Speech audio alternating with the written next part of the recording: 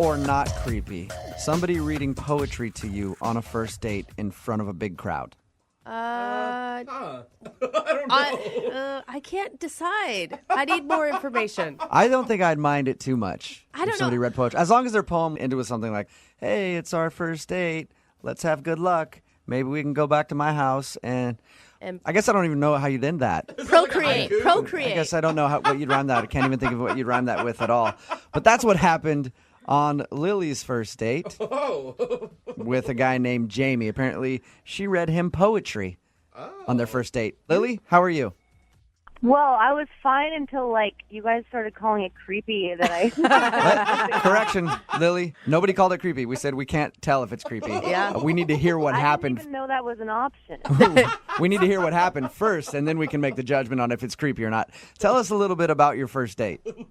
So we actually didn't even know each other before we went to this poetry thing. I actually met him on the dating website, and one of his interests was poetry and music, so I was like, hey, let's do something a little bit different. I already feel like it's less creepy since you both have the shared interest of poetry going into it. Definitely. Thank you, Brooks. Yeah, I know I can count on you to be the voice of reason here. So, basically, I thought it was a great idea. And he ended up being, super cute. He picked me up. We did get a bite to eat before, and, it was just super chill. We, talked about music. We laughed a lot. Can you get to the poem? I get it. You guys did all the date stuff, and that's fun. But I'm really curious about this poem.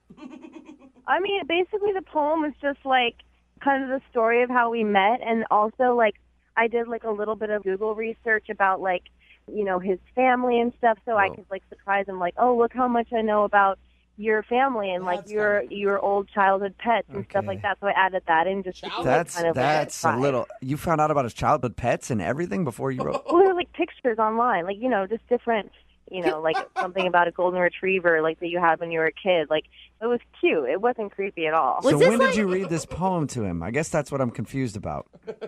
So I took him to this place. It was at a coffee shop where there's people read poetry. And you can get up and share, so I decided to surprise him just by getting up in the middle. He didn't even know I was going to do it, and I just got up and said the poem. How did he react to that? I think he loved it, but he didn't say that he loved it. I think he was probably just too taken aback that I would do something so nice, on a first date. So you're proud of the poem you wrote for him. Yeah, am I questioning a little bit now? Yeah, but if you read it, you would be proud of it too. Was it silly or was it a serious poem? No, I only do serious poetry. You know what? I think honestly, if I were going out with you and I knew you were into poetry and you did that in the middle of somewhere where it was okay to do poetry, not in the middle of the restaurant or something, I might think that's kind of sexy to see you doing your art. No, I would. It'd be information about your childhood pets, dude. That's I don't know, weird. but if that's her thing, it'd be if I saw a girl sing or something that would be sexy to me. So I might be flattered by it, even if you did a bunch of weird research. Yeah, I actually did end up crying a little bit during it because I got so emotional, because I was so involved in Yeah, I don't know about the crying. I've been with girls that I've lived with for years, and when they cry, it still weirded me out. So the crying would be a bit much for me. I wasn't sobbing. I just kind of just got choked up for a second. Okay, well, how did the date continue after your poem then? Well, that's the thing.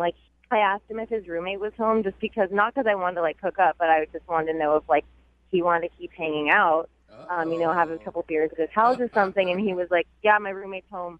We'll hang out later. And he dropped me off, and it was just weird. It was really abrupt. How did you ask him if his roommate was home? Was it quiet and you're like, hey, is the house empty now, or we got to be extra quiet if we go back to your place? I don't know. I just asked him if his roommate was home. Okay, I'm just wondering if it came off like you were trying to go back there for more than hanging out. I don't know. Maybe he thought maybe that was the issue. Okay, and have you heard from him since your date at all? Not even at all. I can't even find his dating profile anymore where it was. He deleted it or something. Whoa, he shut everything down? I guess. I looked on other ones that I haven't been on before to see if he was on different dating ones, to find him on there. And I can't find him anywhere. So what do you think the reason is that he's not calling you back? I think he probably just felt too vulnerable in front of me because of my poem, and like there's just like so many hard feelings to deal with for a first date. Like he probably likes me so much and is so attracted to me that he's scared. You know what? That can happen. What? It could happen. You're not being Maybe he's one of serious. those guys. He could be one of those guys that's kind of closed off. And, for those type of people, when they start feeling new emotions like that, it's confusing. I've been in that same spot. Yeah, he's a little bit shy. Yeah. No, Jubal's being sarcastic right now. I'm not being sarcastic. Yes, you are. No, why would I be sarcastic? It's true. Maybe he liked it so much that he just doesn't know how to deal with it. And it scared him off. Yes. Or maybe he just thought it was really strange that you were doing so much Google searching and then wrote a poem about him and did it in front of, I don't know how many people were there. I don't know why you got to be mean to Lily like I'm not this. being mean, Lily. I'm just trying to be honest with you so when it comes up that's the reason that you're not shocked. I mean, like, the Google thing, it wasn't creepy. The way it came off was not creepy at all. He obviously wants to, like, have another date, but he doesn't know how to. Okay, well, let's solve that problem then. We'll play a song, come back, call him, and get your second date update, all right? Okay, thank you. You're welcome. Hang on. Brooke and Jubal in the mornings, second date update. Call now to win a $1,000 cash crate. 1-866-MOVING-92.5. Moving 92.5. Brooke and Jubal in the mornings, second date update. Lily is on the phone with us, and today she wants to call a guy named Jamie. They met online, went out for a date that included her taking him to a place where they do sort of like open mic poetry. She actually read him a poem she wrote about him that she got by doing research on Google and found out the name of his pets as a kid and all sorts of information about him, put it into the poem, and then at one point started crying in the middle of the poem. It was moving. And for some reason, he's not calling her back, and we can't figure out why. And like I said earlier, Lily, if you had done this for me, I would have found it incredibly moving and touching. So I don't understand why this guy's not calling you back. I really don't. Thank you. You're welcome. Lily, you seem like a sensitive soul. Are you sure you're up to doing a second date update? Honestly, like, that's why I called you guys. Like, I just want to know either way. Just because I have no idea why. Like, it went so well. I'm ready to hear the truth. Yeah, that's what you say. You said that everything went really well on your date. And at the end of the first part of the second date update, when we were talking to you, you even said you're pretty sure that this guy wants to go out with you, but maybe he's scared. Yeah, I mean, I'm pretty sure that's what we're going to hear, when we talk to him. Because your poem could have brought up some intense feelings. Oh, and, Jubal. so he's sitting at home like, oh, man, I don't know what to do now. I don't know if I believe in love at first sight. And all of a sudden it happened. You know what I mean? Yeah, like, that's all I can think of. I mean, I don't know. Really? All right. Well, I'm going to dial the phone number right now, get him on the phone, and find out why he's not calling you back, all right? Okay, thank you. You're welcome. Hang on one second.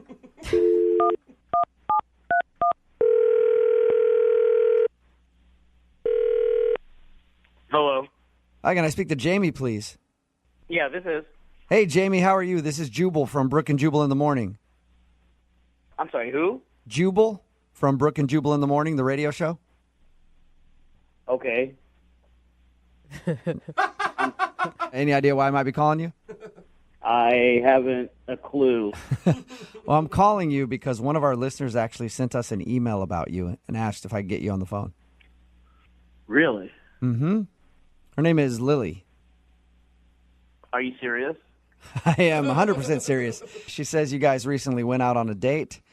And Yeah, we did. Yep, and she says now you're not calling her back, and so she asked if we could get you on the phone and find out why.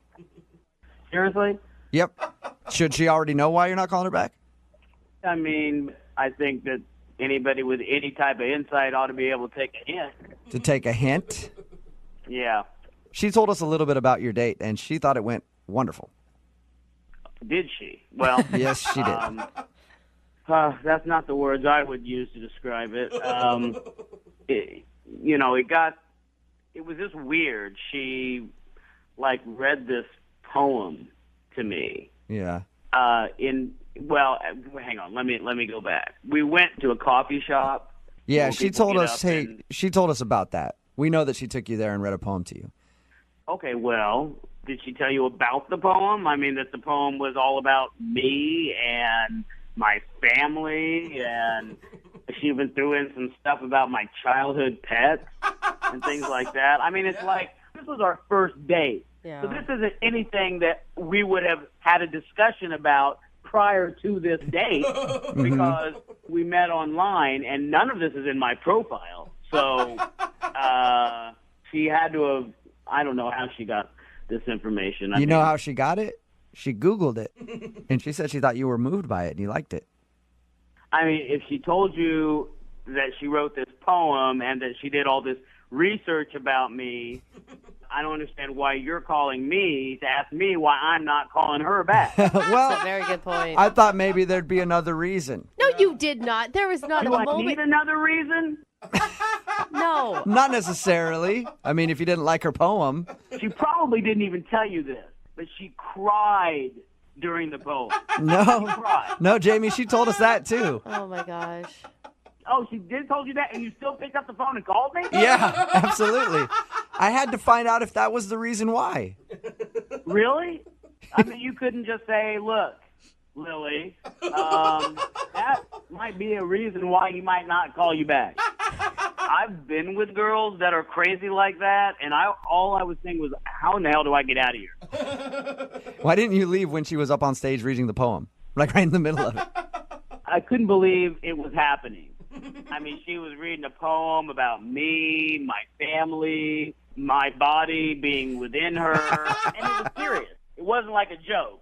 Like, ha, ha, ha, I'm just kidding you. No, she was serious. Oh my God. All right, so that's the reason. The poem weirded you out. Yeah, Okay. How many times has she tried to get a hold of you since that date? quite a few. Quite a few. Okay. What if I told you Yeah. that this is also a way to get a hold of you, and she's on the other line listening right now? Jamie? Hello? Come on, guys. Why would you do this? Do what? I'm just trying to reconnect you two. I am sorry that I had to do it like this. I just feel like you needed, to open up communication somehow, and this is, the only way. I'm sorry if you feel ambushed or anything. I just No. really need to talk to you. No, we don't need open communication. We need to shut it down.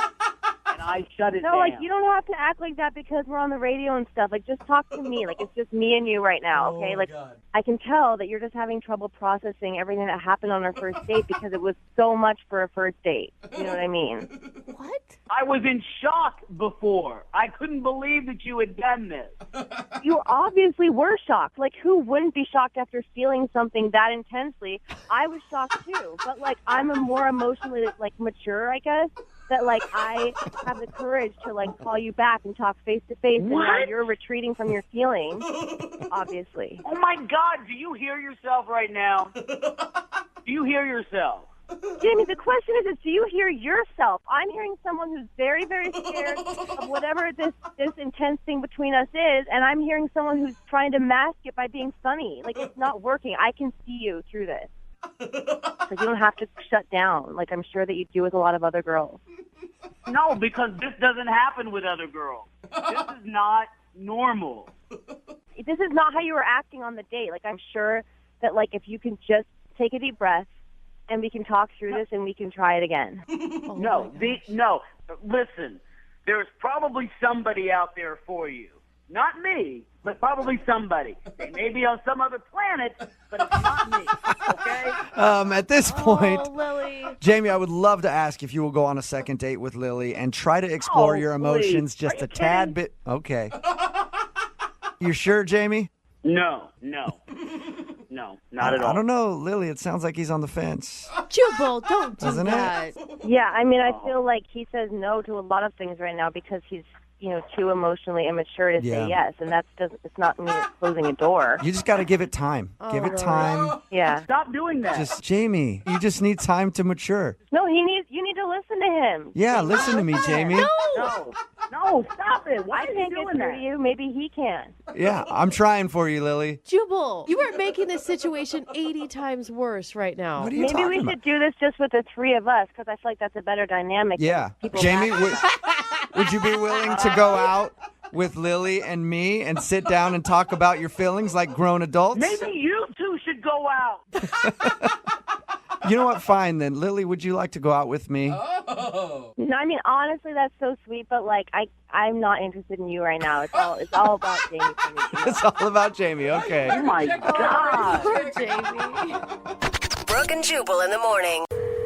Brooke and Jubal's second date update. We've been doing second date updates for a long time now. We've pretty much heard every single place you can meet somebody. But we haven't had anybody who's met on Instagram yet. You guys realize that? Met? Yeah. We've not done a second date update with people who've met on Instagram until today. Weird. That's how the girl that's on the phone for a second date update today met the guy that she wants to call. What's up, Amy?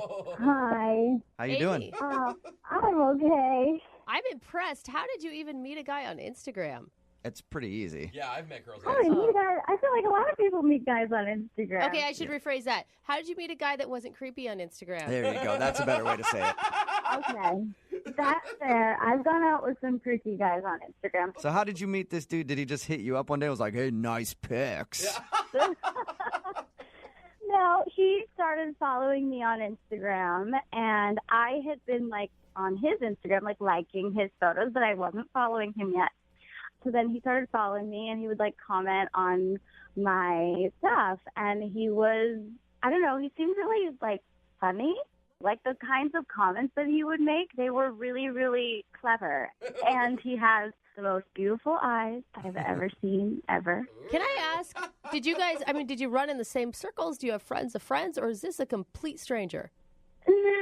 This is actually a complete stranger. Wow. I am scared for you. That's my instant thing is like a guy's commenting on your Instagram page and you're willing to just meet him up. Hey, I do it all the time, Brooke. Yeah, it happens a lot, actually. No, but I mean, I didn't meet him right away. Okay. And like, I've been dating a lot of guys lately, and just for fun. Like, I'm young, and I'm not looking for anything serious. Like, not really looking to settle down. So I don't know. Sometimes I'll talk to someone on Instagram, and we'll go out for a few drinks, and it's like not anything serious. It's just fun. All right.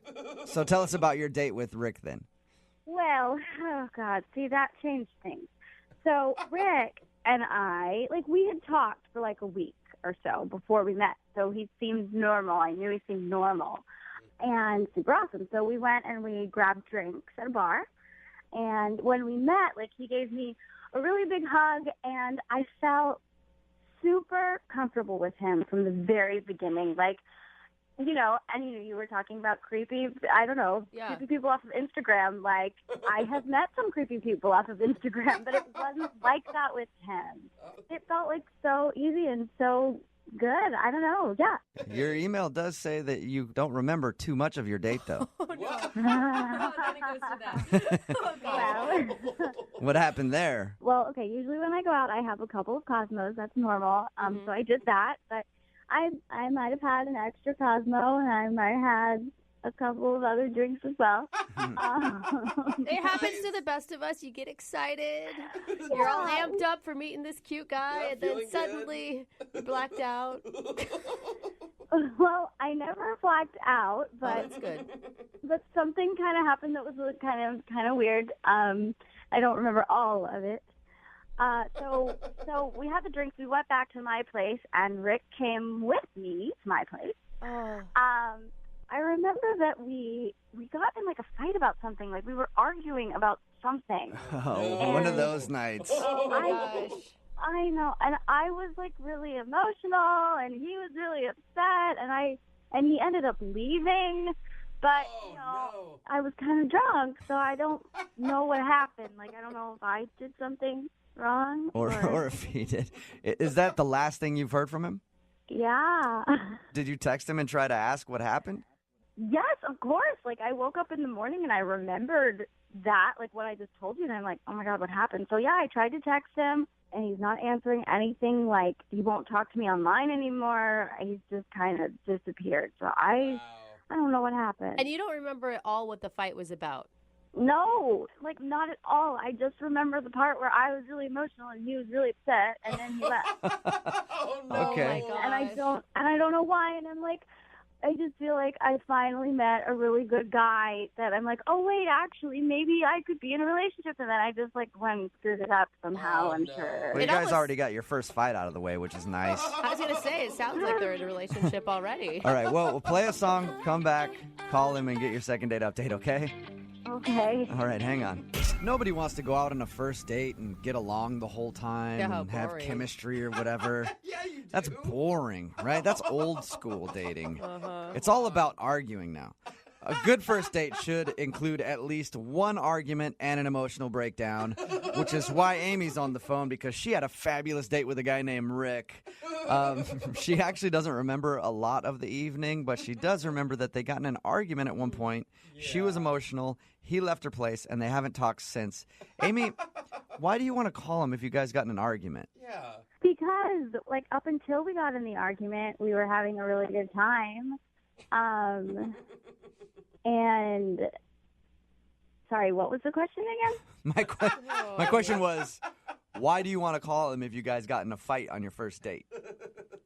I really want to know what happened. Okay. Makes sense. Yeah. Are you like an emotional person that often brings up maybe politics or religion or some sort of topic that people could fight over? No, not politics and religion. No. Okay. No. I mean, like, I have my moments just like everybody. Like, yeah. Okay, well, I'll call him right now and see if we can find out what you guys were arguing about, okay? Okay, thank you. You're welcome. Thank you. Here we go.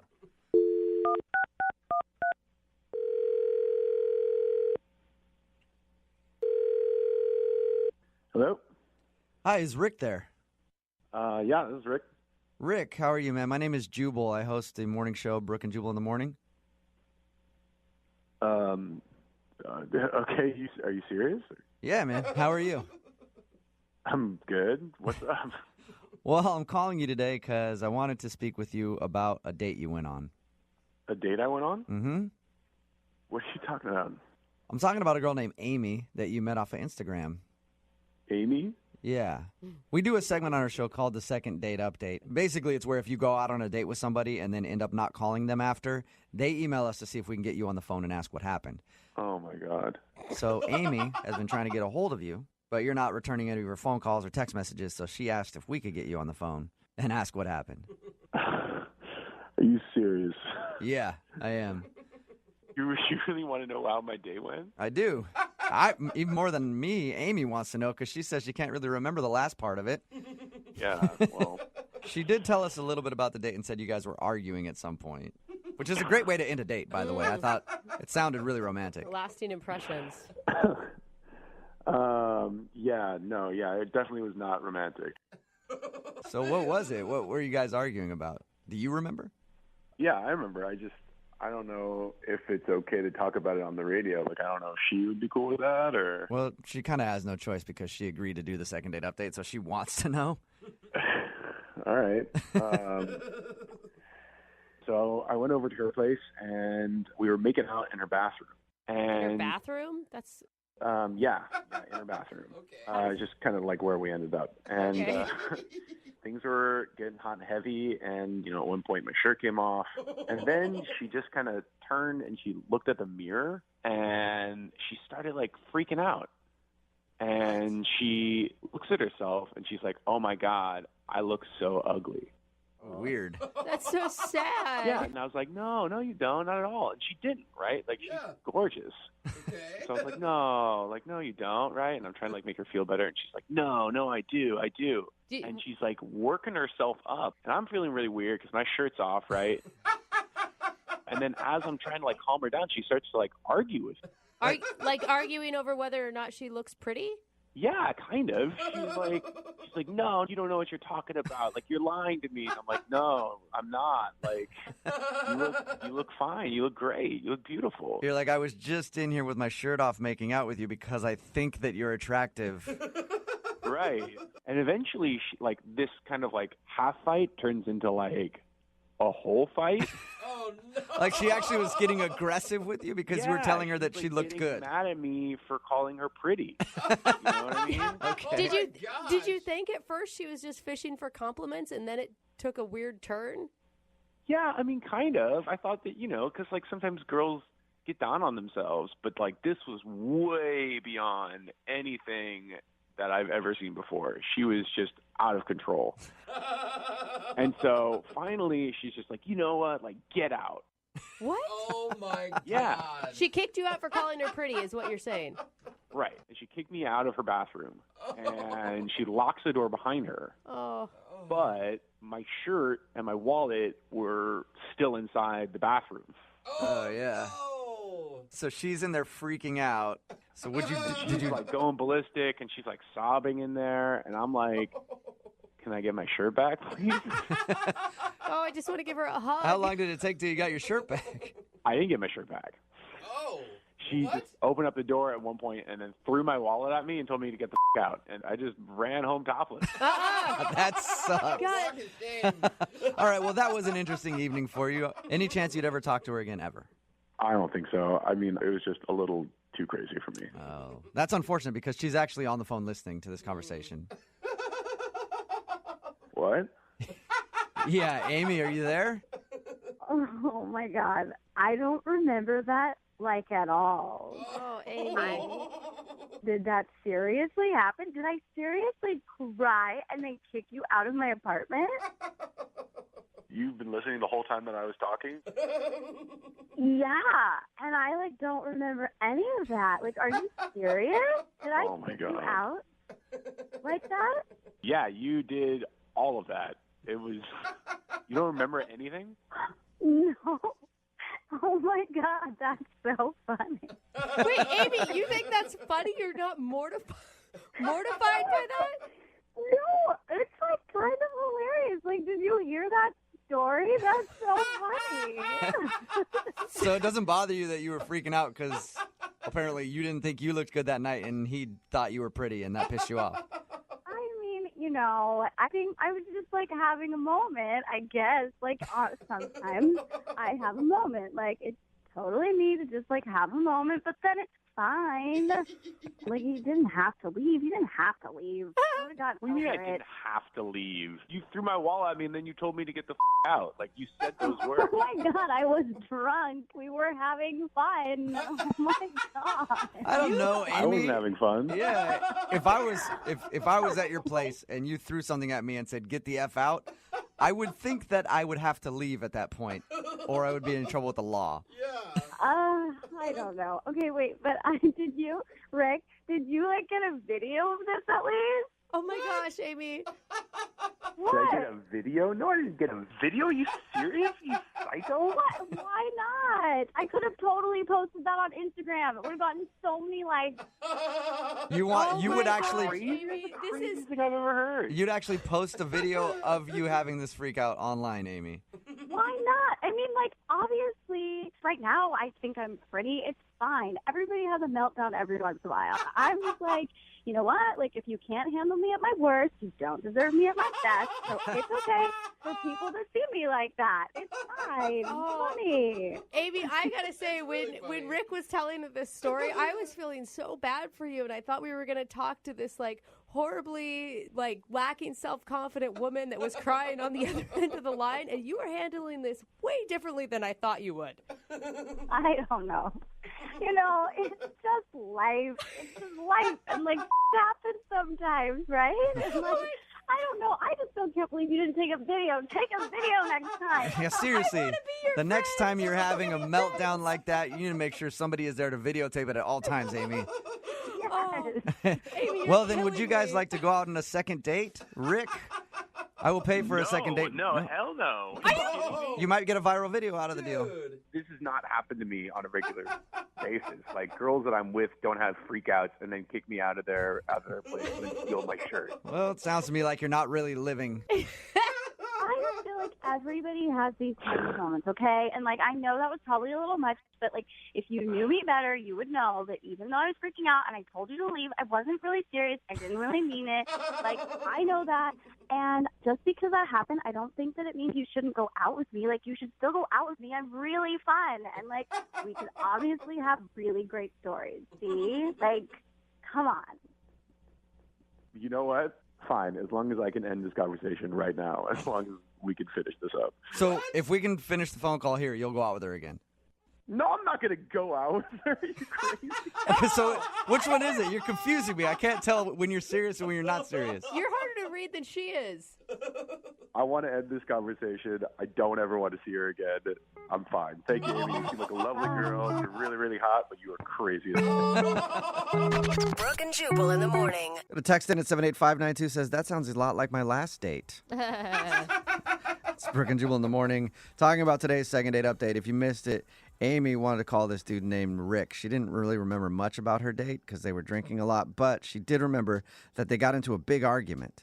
Yeah. And when we called him, we found out that while they were making out in her bathroom, out of nowhere, she saw herself in the mirror and then just started body shaming herself. That's so sad. And then Rick tried to console her, and she got more upset and then kicked him out. Aww. And he had to walk home with no shirt. That's why he wasn't calling back.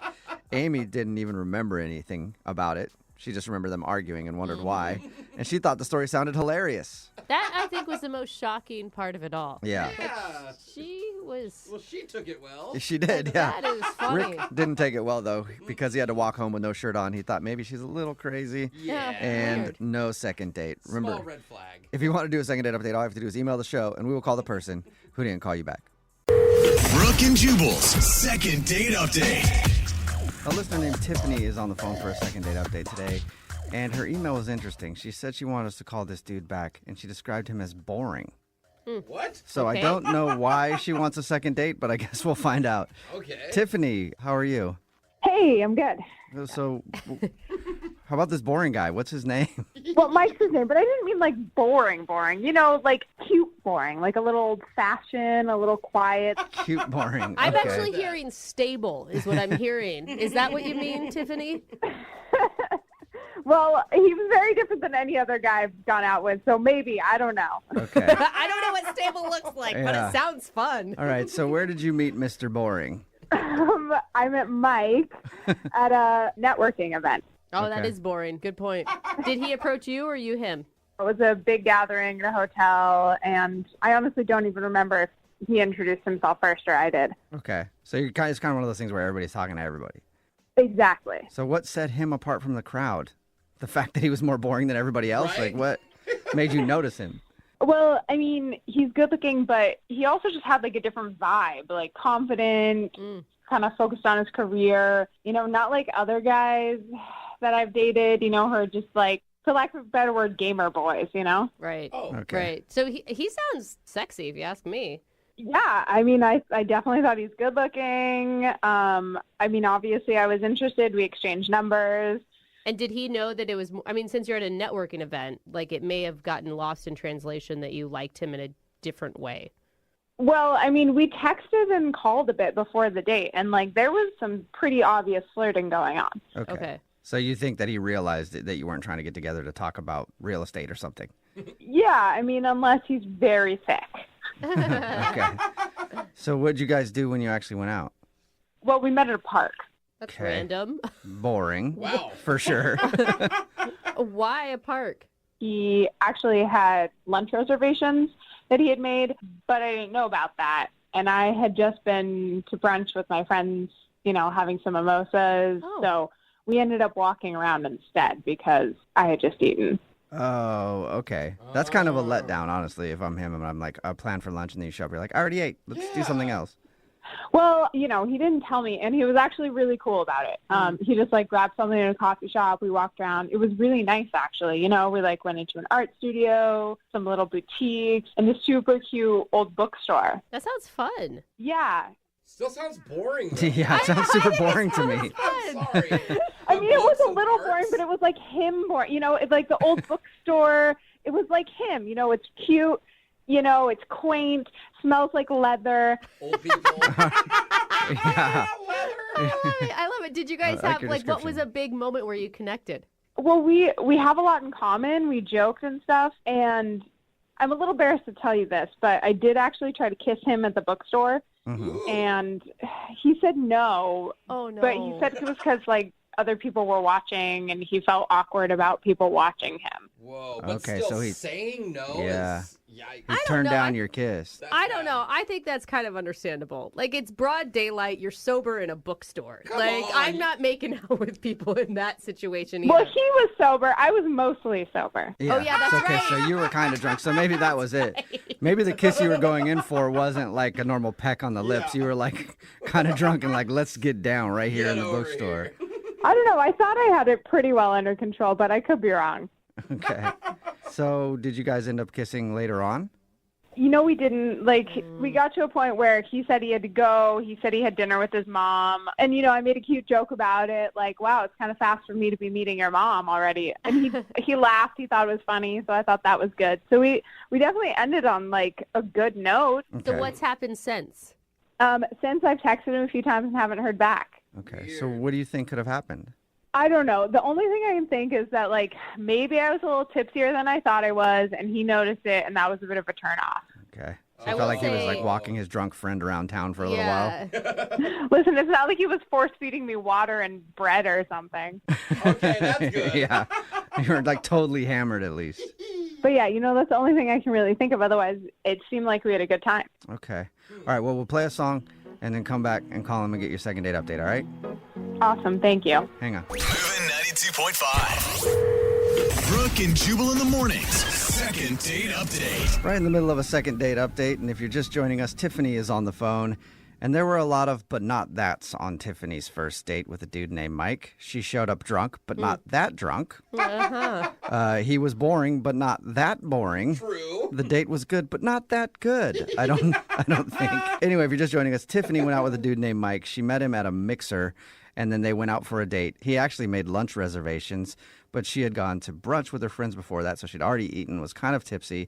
So they had to change plans and ended up just kind of walking around and going to stores while he ate a sandwich that he got from a coffee shop. But she says that she really enjoyed it, and he was boring, but in a cute way. Cute boring. And she really wants to go out with him again, but he's not calling her back. Do you have any theories on why he's not calling you back? I mean, like I said, my guess is it was because I was a little tipsy and it turned him off or something. Yeah. But you weren't full on drunk, right? No. Okay. Trust me, if I was drunk, you would definitely know it. I believe that. And Yeah. let's not forget, she did try to kiss him in a bookstore, Oh, that's right. and he actually turned her down and said no because he thought there were too many people watching. Sorry to remind you of that, Tiff. Yeah, thanks. Yeah, no problem. All right, I'm going to dial his phone right now. Here we go.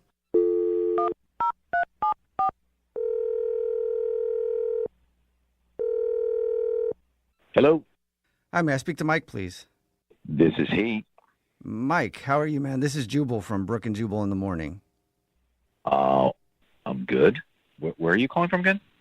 Brooke and Jubal in the Morning. It's a radio show. Okay. Have you ever heard of it? Don't kill me, but no. Okay. Sorry. Also, before we get into this, I would like to compliment you on your deep voice, sir. I was thinking Very nice that. voice.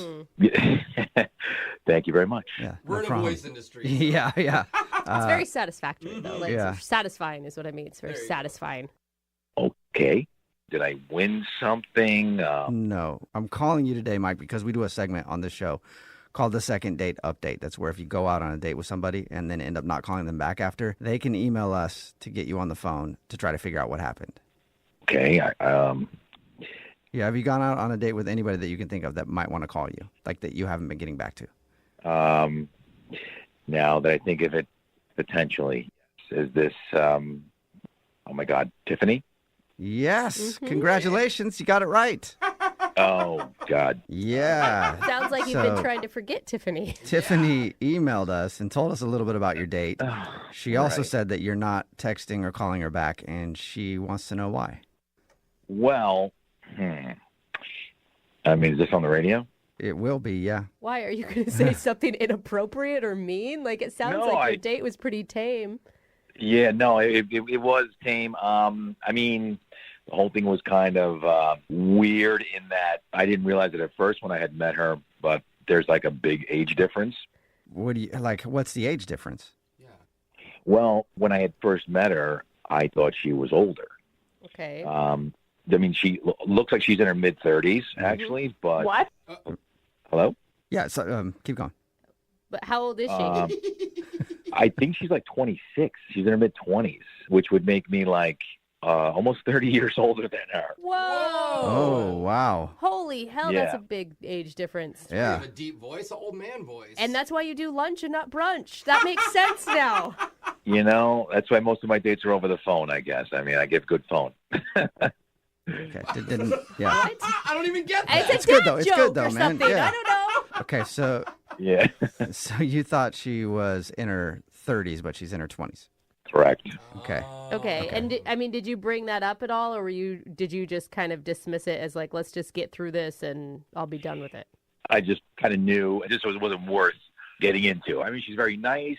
She's fun. She's peppy. A lot of energy. She'd be great friends with my daughter. Yeah, I mean, that was the main thing. But it also seemed like she was looking for, like, financial support, you know, like that. Oh, my God. Stop that.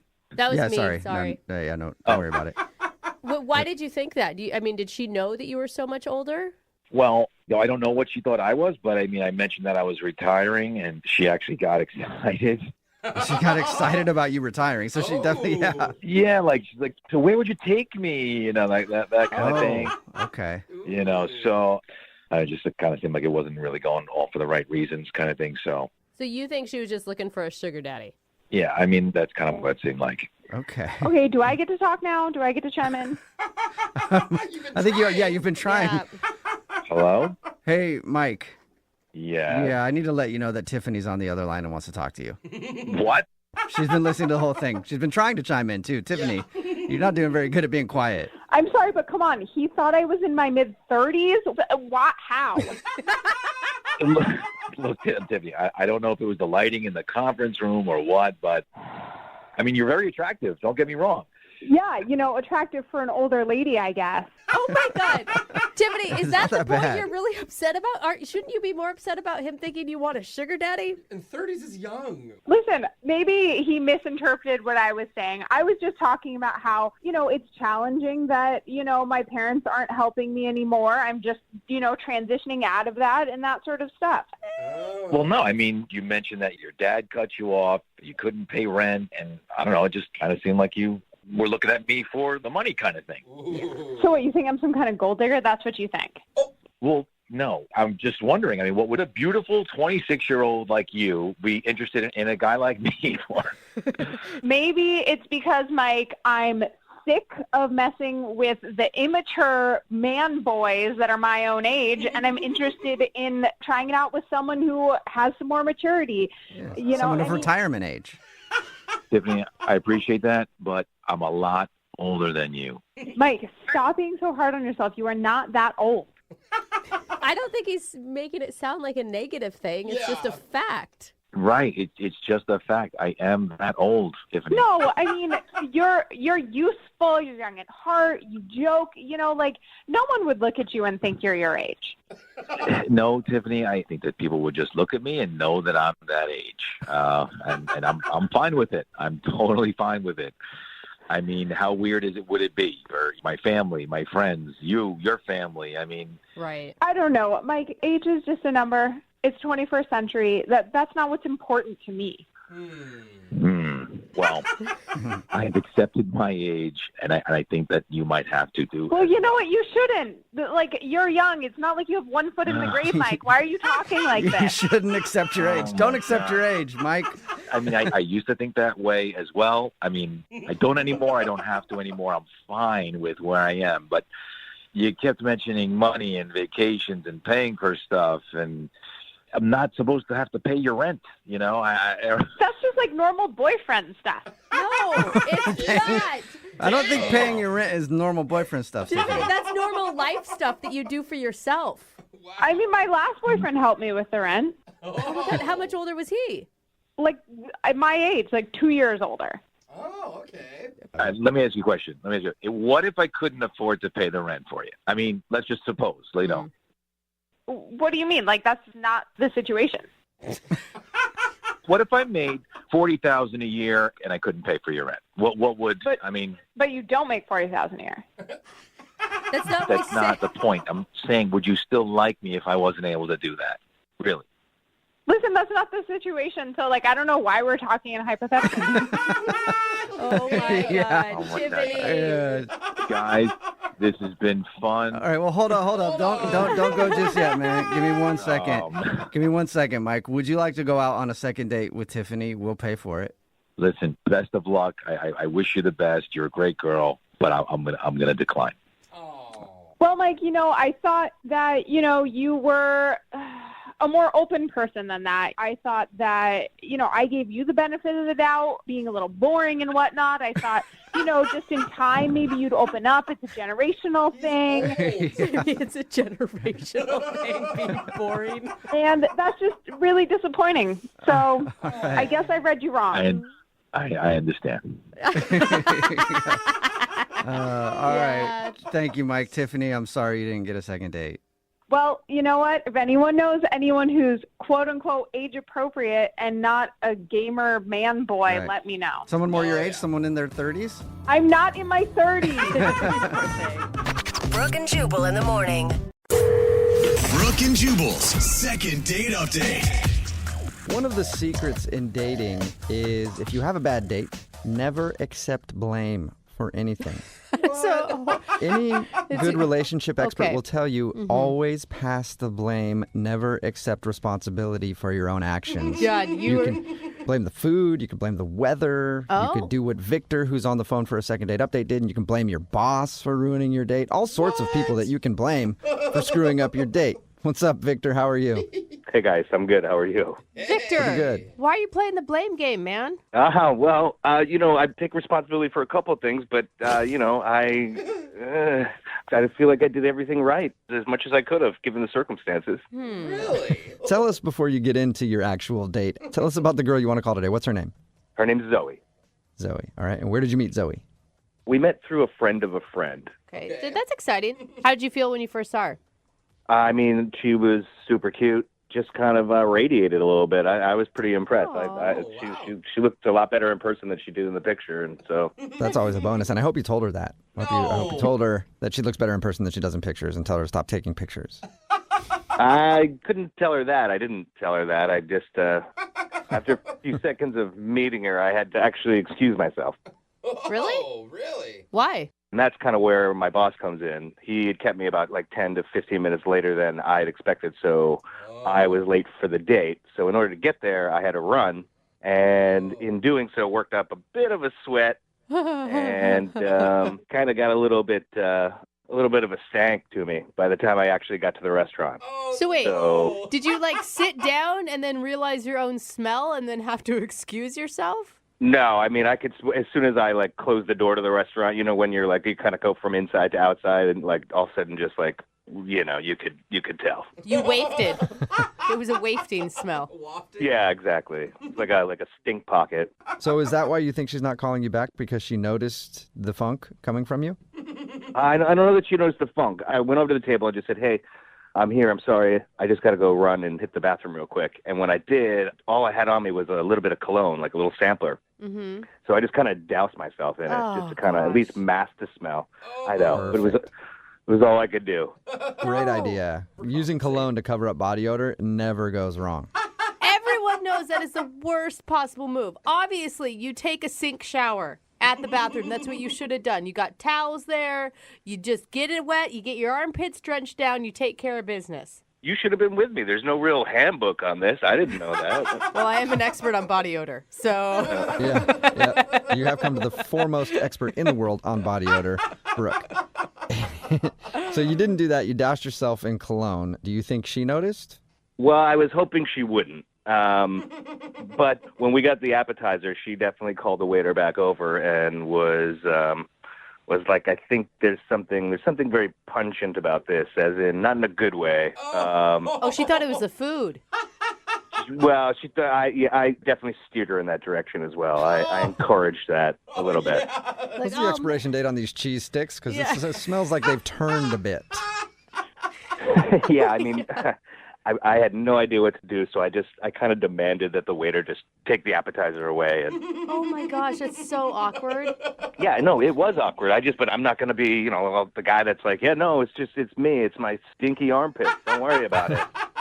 So, but she had to have noticed when they took the appetizer away that the smell stayed. I don't know that she did it. Maybe she just kind of, how you just get used to things after a while. Maybe that's where it went. Because actually, from there on out, our conversation was great. It kind of hit on all the right notes, about family, career, 5-year goals. I mean, it really got kind of deep. Whoa. And so I don't know.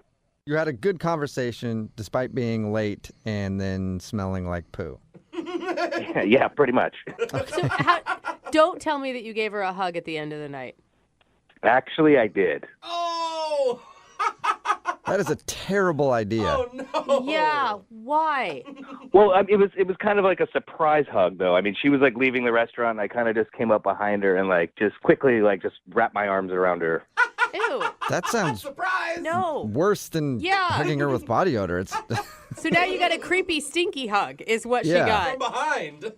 Yeah, I mean, I know it wasn't perfect by any means, but it was just kind of a little show of affection and kind of say, I had a great time. Thanks. Okay. yeah.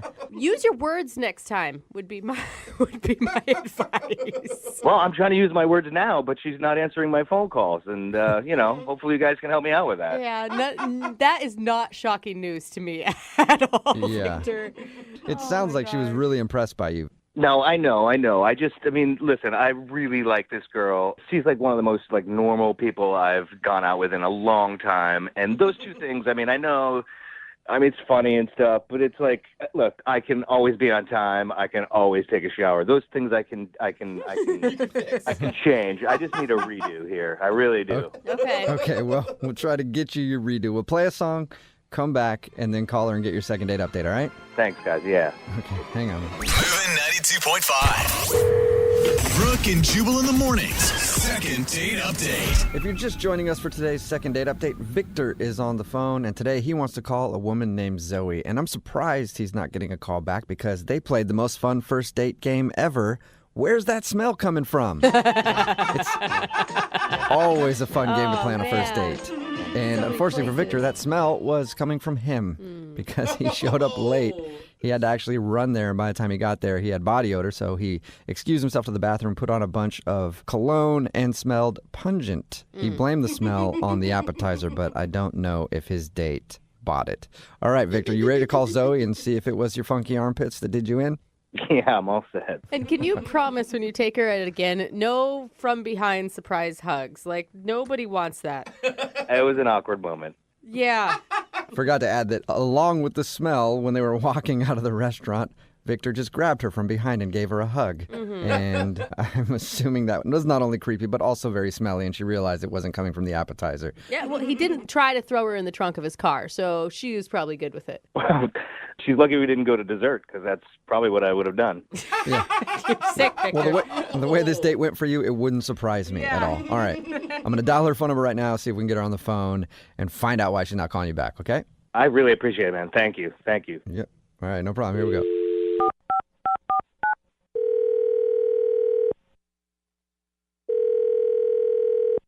Hello?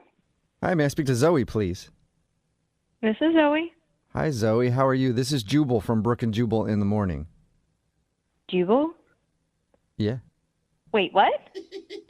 Do you know Jubal or do you not know Jubal?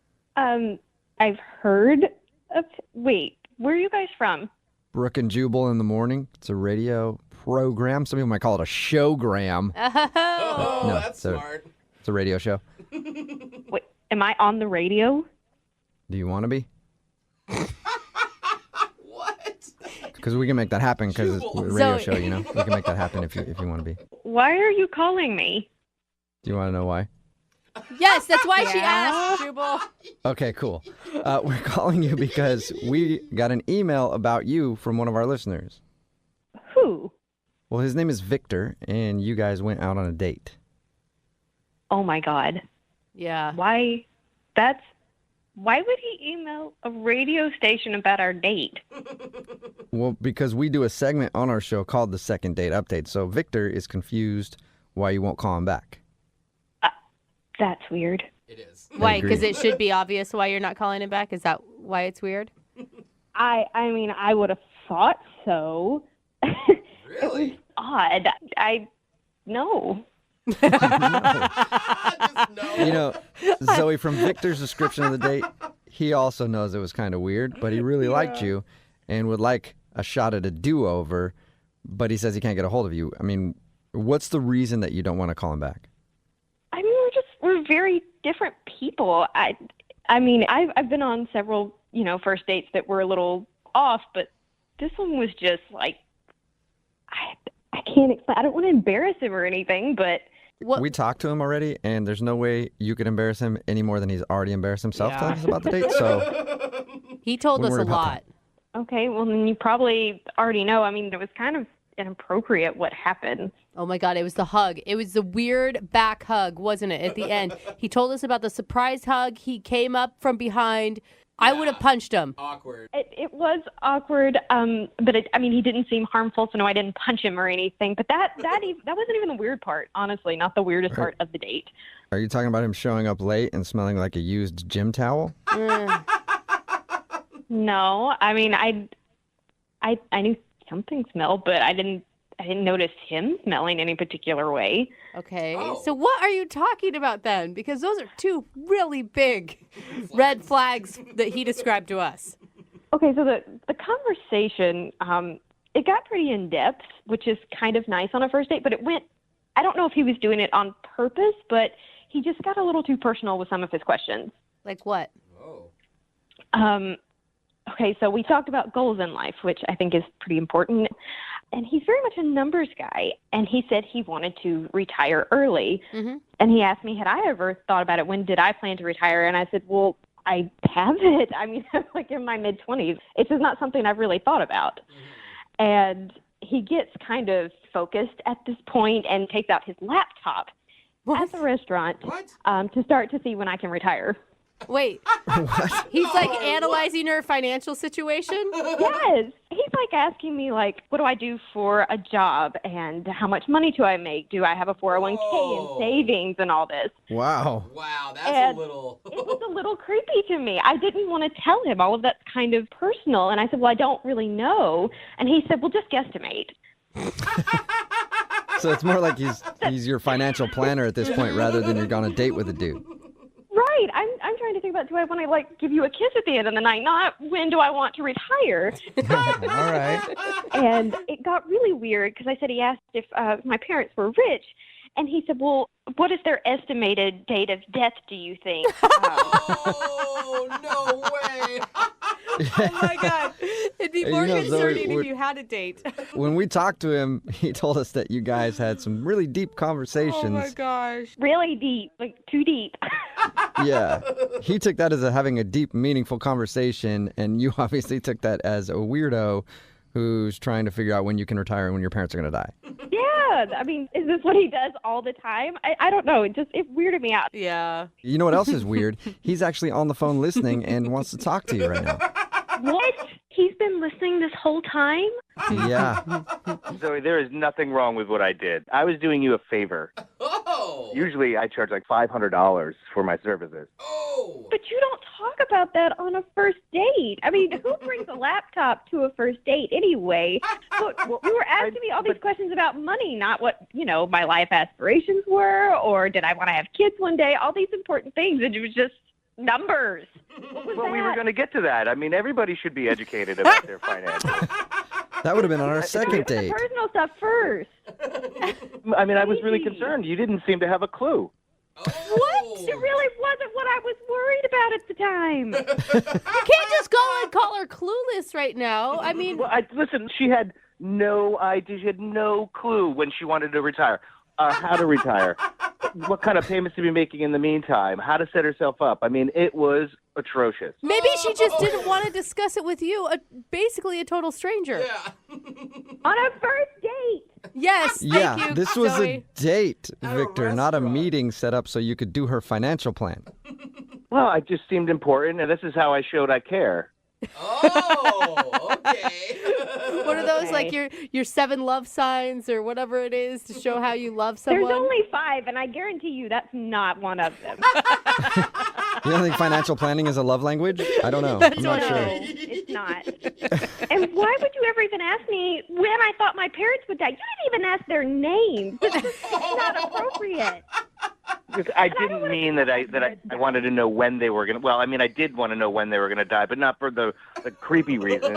It's just that the average men die at 84.7 and women are at 87.3. And I thought that I could calculate, therefore, how, when, and if you're going to get an inheritance, given the fact that that would be roughly around the time that they may pass, and I could factor it into your retirement plan. I'd rather think about them living to like 120. I love my parents. But not to mention, if you're the oldest daughter, statistically, you're going to be the ones financially responsible for taking care of them in their old age. Yeah, I hadn't gotten to that yet. I'm very aware. That's a very important factor. But she kept blocking me on the inheritance aspect of it, so I couldn't get that far. Oh, that's terrible. She's an inheritance blocker. This is so ridiculous. Why are we even talking about this? Well, because Zoe, I think you need to hear the hard truth, and that's that you have got to get yourself set up for a good future, you know? Absolutely. Absolutely, Victor. Victor, you were the one that called us and you wanted a second chance. What happened to that? Like, she told you what was wrong. Why aren't you apologizing instead of just attacking her further? I'm not trying to attack her. Look, I mean, this is very important. You know, I mean, it's your financial well-being in the long term. If we're talking about a relationship, it's long term. Come on, where's your head? It's a first date. But shouldn't you know whether you're compatible with the person before you even start to care about the finances? Yes. I ran the numbers. I'm compatible with her. And I believe you did the research, Victor. I do. You know what I mean? I guess I'm just more of a planner than you guys are, you know? I don't know. I'm trying to plan a second date for you, though. Zoe, would you like to go on another date with Victor? We will pay for it. You know, as tempting as it is, no. Yeah. I mean, no offense. I don't think we're going to be that compatible because you're going to want to talk numbers, and I'm not. So thank you very much, but no. Yeah. Zoe, thank you for your time. Sorry it didn't work out for you. It's fine. I don't want to go out with them again anyway. Yeah. And Victor, I'm sorry that didn't work out with Zoe, but, you know, if you have time to get dinner soon, I could probably use your help with a few things. You've got my number. Brooke and Jubal in the morning. Every once in a while, we get an email to the show for a second date update that kind of goes like this. I know the date sucked, but I just want to contact them and let them know what happened. That's the email that we got from Todd. He didn't say it sucked, but he said that it was one of the most embarrassing dates he's ever been on. Oh, no. He wants to get in contact with this girl named Courtney just to explain what happened. Todd, why don't you explain to everybody in the room here what happened?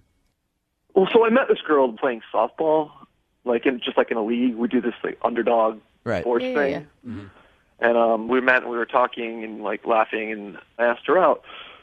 But before the date, I had a dentist appointment, which I thought would be fine by the time the date started. But they had to fill like a little cavity. Okay. So they like shot me with the Novocaine. Right. So you went on the date. So you went on the date with your mouth all numb. Yeah, well, the dentist said it would be fine in like a couple hours, but for whatever reason it wasn't. So like half my mouth was like kind of swollen a little bit and numb. So I mean, it was hard to like drink water or like drink anything. It like kind of like was like falling out of my mouth. Did you drool on yourself at any point? Yeah. What? Is that bad? I definitely drooled like 2 or 3 times. But then I ordered pasta because I thought it would be easy to eat for my teeth, and then but that was a disaster. I'm picturing like a kid sucking spaghetti noodles, like, you know. Failing. Yeah. You should have asked them to just blend your food. That was basically what it was like. And then I just sort of stopped eating. Did you tell the date that you had gone to the dentist beforehand? No, that's the thing. I didn't tell her. It never came up, and I was kind of embarrassed. So that's what I want to do now. I just wanted to know that, like, that's what was going on. I don't know why I didn't just tell her at the time. Yeah. Did she make any comments, or did she notice what was going on and talk to you about it? If she noticed, she didn't say anything. So she didn't mention it, so then I didn't mention it. And even at the time, I thought, oh, this probably isn't that bad. But then now she's not returning my text. Why not just call attention to it and go, yeah, I'm kind of an idiot. I went to the dentist before I got here. I know there's water dripping out of my mouth and I look strange. Why not just say that to her? I tried to text her afterwards, just be like, I should tell you something, but then... That's even creepier, Todd. That's like, I need to tell you something about myself right after. Come on. Okay, so she hasn't responded to you at all since your date? No, she hasn't responded to me at all. But it seemed to be going fine at the time, so maybe I don't really know how much she noticed, because we were like laughing and joking around a lot. I think that made it worse, because every time I laughed, like my mouth would like jiggle around. I don't know. It was just really weird. So how did the date end? I mean, you try to kiss her with your numb mouth? Yeah, that was the worst. What, you did? You did try to kiss her? Well, I thought I'm not going to kiss her because that's just not going to go well. And I just walked her back to her car, and then she was like, well, it's now or never, like kind of like joking about kissing. So she initiated like kind of a much bigger kiss than I was trying to go to, and then it was just a disaster. Trying to give her tongue. It was like kind of like slobbery. I'm imagining just like It was like really embarrassing, and then I just kind of like left quickly after that, and or like she kind of left quickly, and I think that kind of ruined things. And then I was like, I should have mentioned it. That was so funny. I'll see you later. That was a really fun date. Sorry if I sloppy kissed you like that. It's impressive that she still wanted it after a couple hours of you slobbering on yourself. It was a total nightmare. It was really embarrassing. Okay, so you just want us to call her so you can state your case and let her know what happened. I just don't want her to think I'm a like total, weirdo. Okay. Even if she doesn't want to go out with me again, I at least wanted to like explain to her like this is what happened. Right, because right now she's telling all her friends about the weird guy that she went out with and stopped drooling on herself. I hope not. All right, we're going to put you on hold, play a song, come right back, and get your second date update, okay? All right. All right, hang on. Moving 92.5. Brooke and Jubal in the mornings. Second date update. Okay, Todd's on the phone with us. He went out with a girl named Courtney after he had a dentist appointment in which his mouth had to be numbed for a cavity. Like, we don't even know if Todd's date really even knows that he had a swollen lip or that it was numb or anything else. She may have just thought he was drooling on himself because Todd never told her that he went to the dentist. Right, Todd? Right. But is this the worst dating mistake you've ever made? Yes. I think yeah. Because you kissed her at the end of the night, too. Well, I tried. Yeah, I was going to say. It doesn't sound like it was very successful.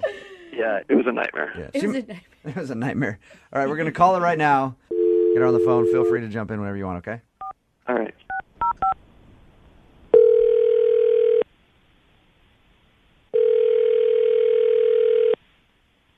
Hello? Hey, is this Courtney? Yes?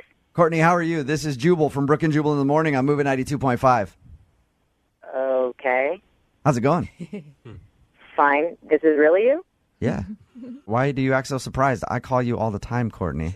Come on, Jubal. Who is this really? Yeah, this is Jubal. I'm calling you because you went out on a date with a buddy of mine the other day. I did? It's a friend of mine named Todd. You guys went out for dinner, and you haven't called him back, and he's wondering why. Did you not like him?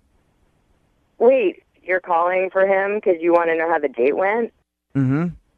They're BFFs. You know. Normal. They keep Todd? it tight. Yeah. It's kind of thing to do. I was like, I have to know. It's kind of bro code. Yeah.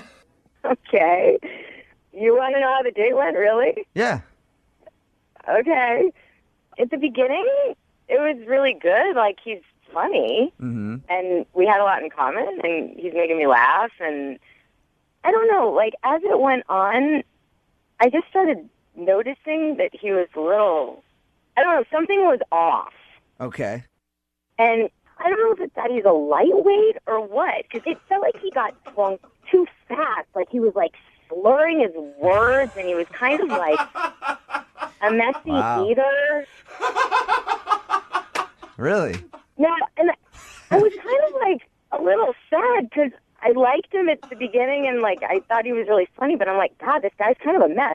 And then I thought, okay, well, maybe he's not a lightweight. Maybe he just... Maybe he actually has a problem. Yeah, and then I was like, okay, well, then that's not good either. But there was something off. There was, like, something that I really connected with, but then there was just this thing that was, like, I don't know.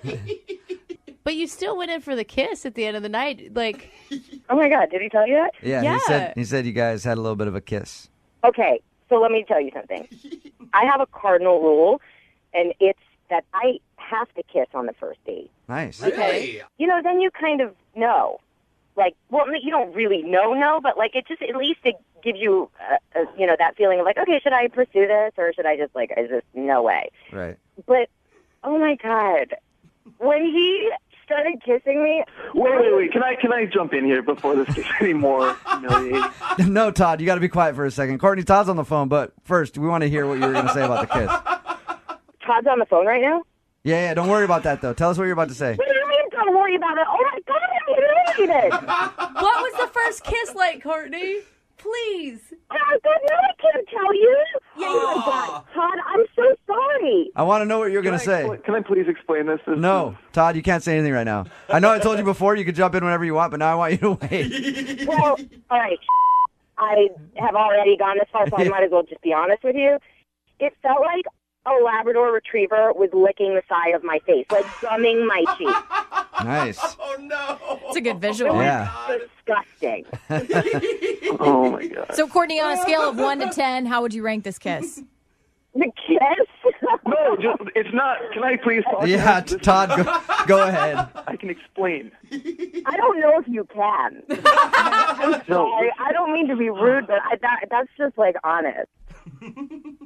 The reason my mouth wasn't working because I went to the dentist that day. And I didn't tell you, and that's why my jaw was kind of swollen. That's why I couldn't talk. I couldn't eat. I should have just told you before, but I thought you would think it was weird that I went to the dentist before a date. Uh-huh. You don't believe him. So you don't believe him? That's such a normal thing. Like, why didn't you just tell me? After the kiss, I obviously knew that didn't go well, so I tried to text you to explain, but then you didn't respond anymore, so then... Well, then you freaked me out, because I'm like, okay, now he's texting me like there's something to tell me? I don't need to know anything more about this guy. That's what we said, too, because he told us that he texted you. He didn't just say, hey, just to let you know I went to the dentist. If anything was awkward, he says, I have to tell you something. Todd, made so many mistakes. I don't understand why you just didn't tell me. Like, that's not a big deal, but now it, kind of became... And now I wonder about you and your judgment not telling me, you know? I don't know. I don't know why I didn't tell you. I really don't. I should have, and then I was kind of embarrassed, and I thought I could, kind of pull it off. Todd, I guess I can see your point of view here. A lot of guys get nervous on dates. I wouldn't necessarily do it. I'd probably be honest about it, but there are some people who get embarrassed easily. So, can we give Todd a tip, though? Like, instead of just saying you're nervous, maybe explain why you were nervous, because she's so wonderful. Yeah, I really I thought you'd think it was weird that I went to, but then... No, Todd, tell her why she made you nervous, because you thought she was so great and you had such high expectations for impressing her. Yeah, I did. I thought you were great, and then... Todd. You have to be fed the line like a Cyrano de Bergerac. Whatever. Yeah. Okay. He just repeats what Brooke says. Todd, just you personally, are you a nervous dude? Yeah, His voice cracks. No, I don't know. Kind of. Hey, Courtney? Yeah. The bottom line is Todd went through all this trouble to call us, to get a hold of you, to find out if he could get a second date with you. That's got to say a little something about him, right? Mm-hmm. Yeah. I would love to send you guys out on a second date. We will pay for it. Okay. If you'll give him another shot. I didn't like that he didn't tell me up front why he had to make a big drama out of something that didn't have to be a drama at all. That's because he likes you a lot and he was nervous. That's kind of endearing, don't you think? Okay. You know what, though? The main thing is that I guess I don't have a really good, a true barometer on the kiss. Yeah. That's true. And that I have to give a second chance. So, okay. All right. There you go. We'll send you out again. Todd, congratulations. You got a second date? Yes, thank you. Todd, if you don't mind, I'm going to schedule my colonoscopy for that day. That is so gross. Can I cancel this now?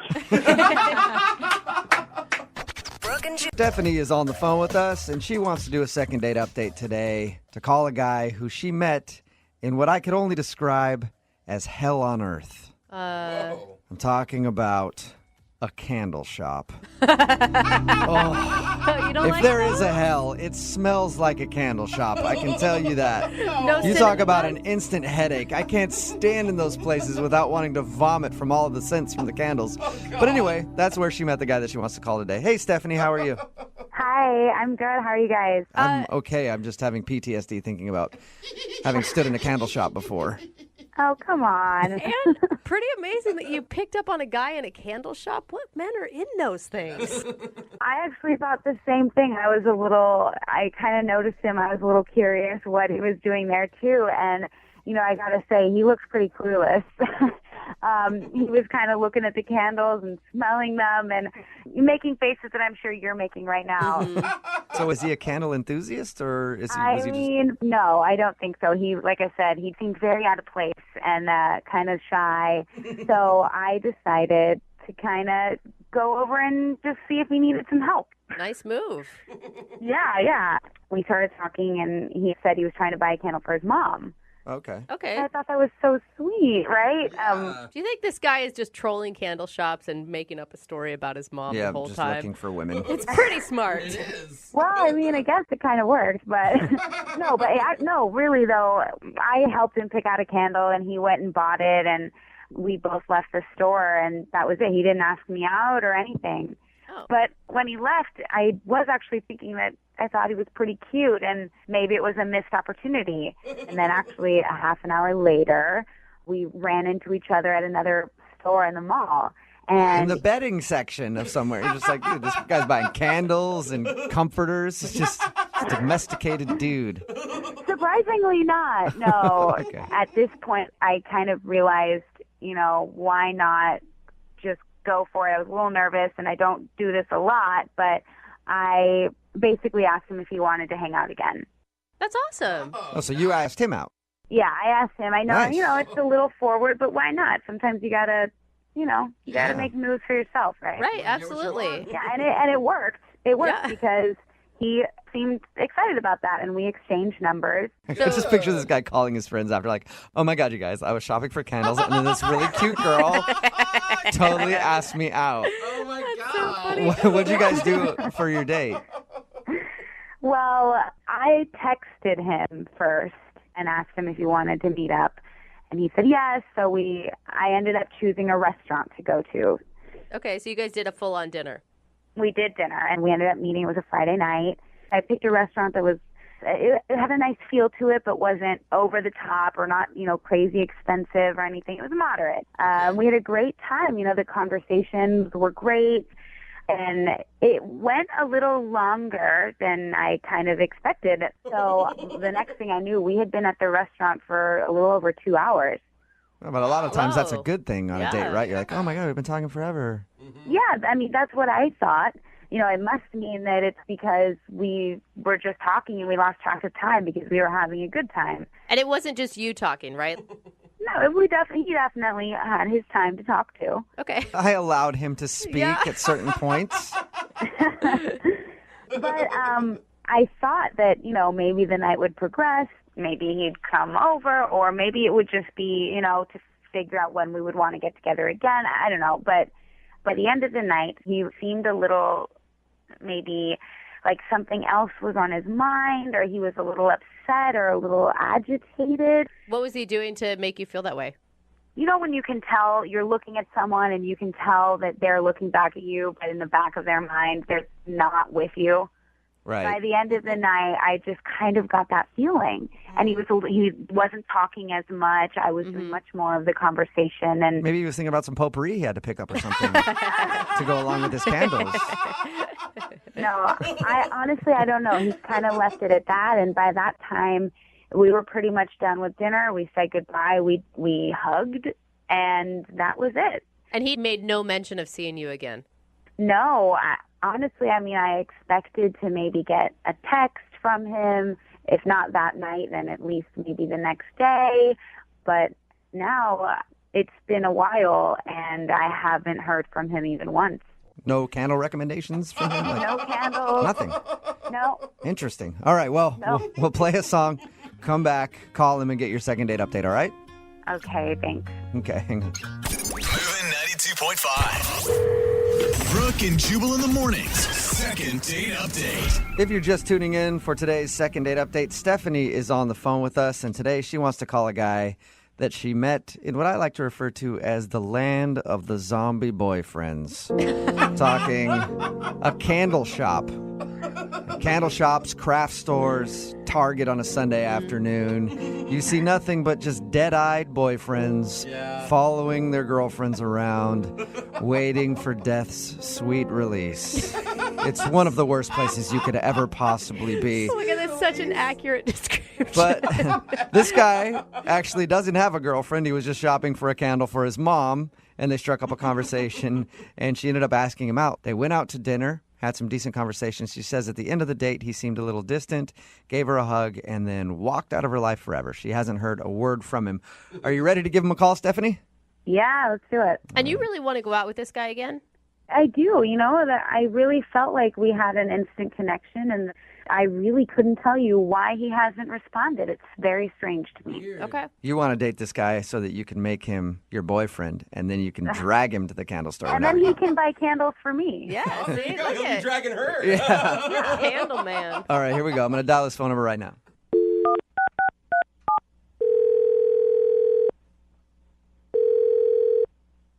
Hello? Hi, can I speak to please? Yeah, this is he. Hey, how are you? This is Jubal from Brooke and Jubal in the Morning. Wait.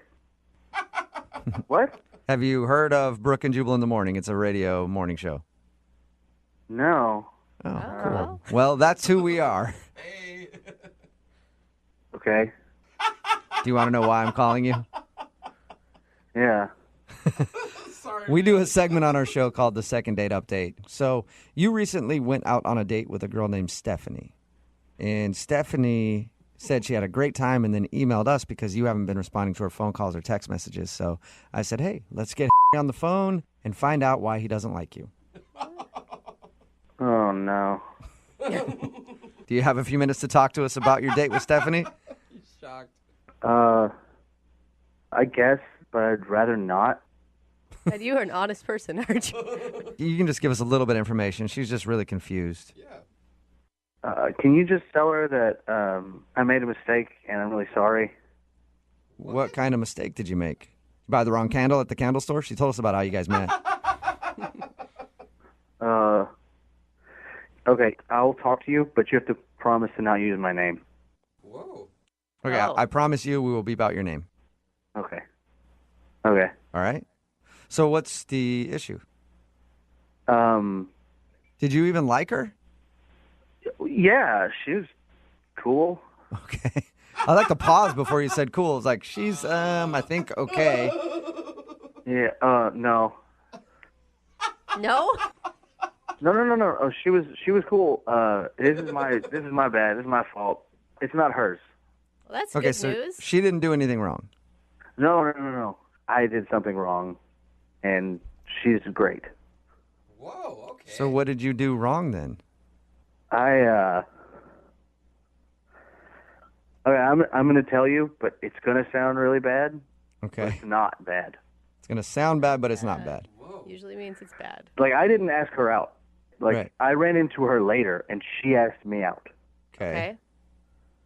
And I don't know. It's never happened to me with someone just, like, I've never had someone ask me out. So I don't know. But I have a girlfriend. Oh, come on. You have a girlfriend, but you went on a date with her. What? Yeah. She came with me to the candle shop, and she started talking to me, and that was weird. And It's weird for a girl to talk to you? yeah, that never happens. Oh, sweetheart. I just panicked, and I told her I was there to get a candle for my mom. So you lied because you liked the female attention you were getting from her. That sounds right. I was there shopping for my girlfriend. Oh, so the candle wasn't for your mom at all. No. Okay, but why'd you agree to go on a date with her if you had a I girlfriend? didn't. She didn't ask me out there. We ran into each other again, and then she asked me out, and I just, again, was so floored by it that I said yes. Okay, but you couldn't have said, I'm sorry, thank you very much, but I have a girlfriend? I suppose I could have said that. But you didn't. I did not. And even after, like, there was plenty of opportunity for you to text later and said, I'm sorry, I was so flattered. I'm not single. You know, I thought I might tell her, and then things just got busy, and I just didn't. I don't know how many times that has happened to me. It's always a good excuse, too, when you tell your girlfriend, like, why were you out with another girl? Oh, man, she asked me out, and then things got busy, and I couldn't turn it down. It was a really bad idea. I don't know why I did it, but we went out, and I could barely eat more than like 2 bites because I felt so guilty the whole time. It was just... She did say that when you guys were out, you seemed a little distant. I'm assuming it's probably because you were thinking about what you were doing. Yeah, I was thinking about my girlfriend. And cheating on her? I didn't cheat on her. We didn't do anything. It just... we just went out to dinner and nothing happened. I think going on a Friday night date with somebody else is kind of considered cheating. It wasn't a Friday night. It was just. I don't think it matters what day of the week it was on. You still went out. It could have been a Tuesday night. You still went out to dinner with somebody else. What? And why did you never come clean afterwards when she was texting you and wanted to see you again? I was going to text her back. But why didn't you? Because I just figured, I had a girlfriend, so just ghost out.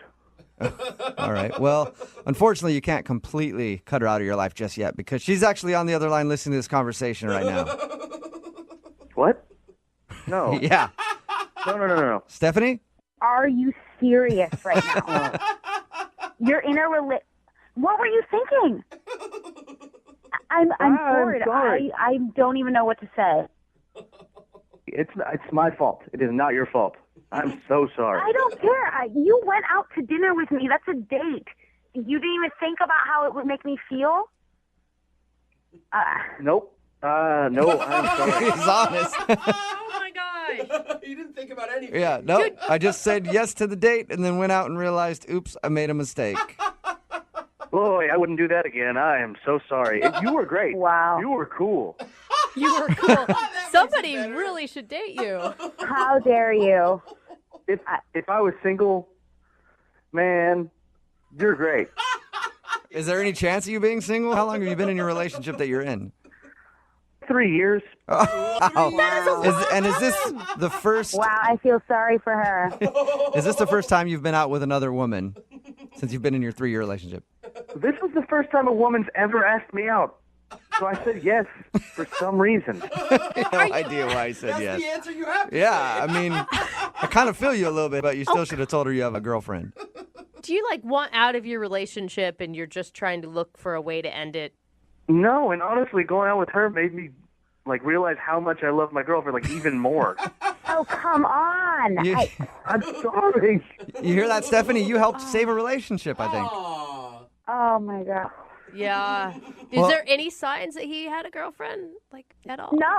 No. You should have known when he was in a candle shop right off the bat. You should have never talked to him. I guess I can't trust men anymore, ever. No. Just dudes in candle shops. Can never trust them. I would love to ask you if you'll go on a second date with Stephanie. We'll pay for it. No.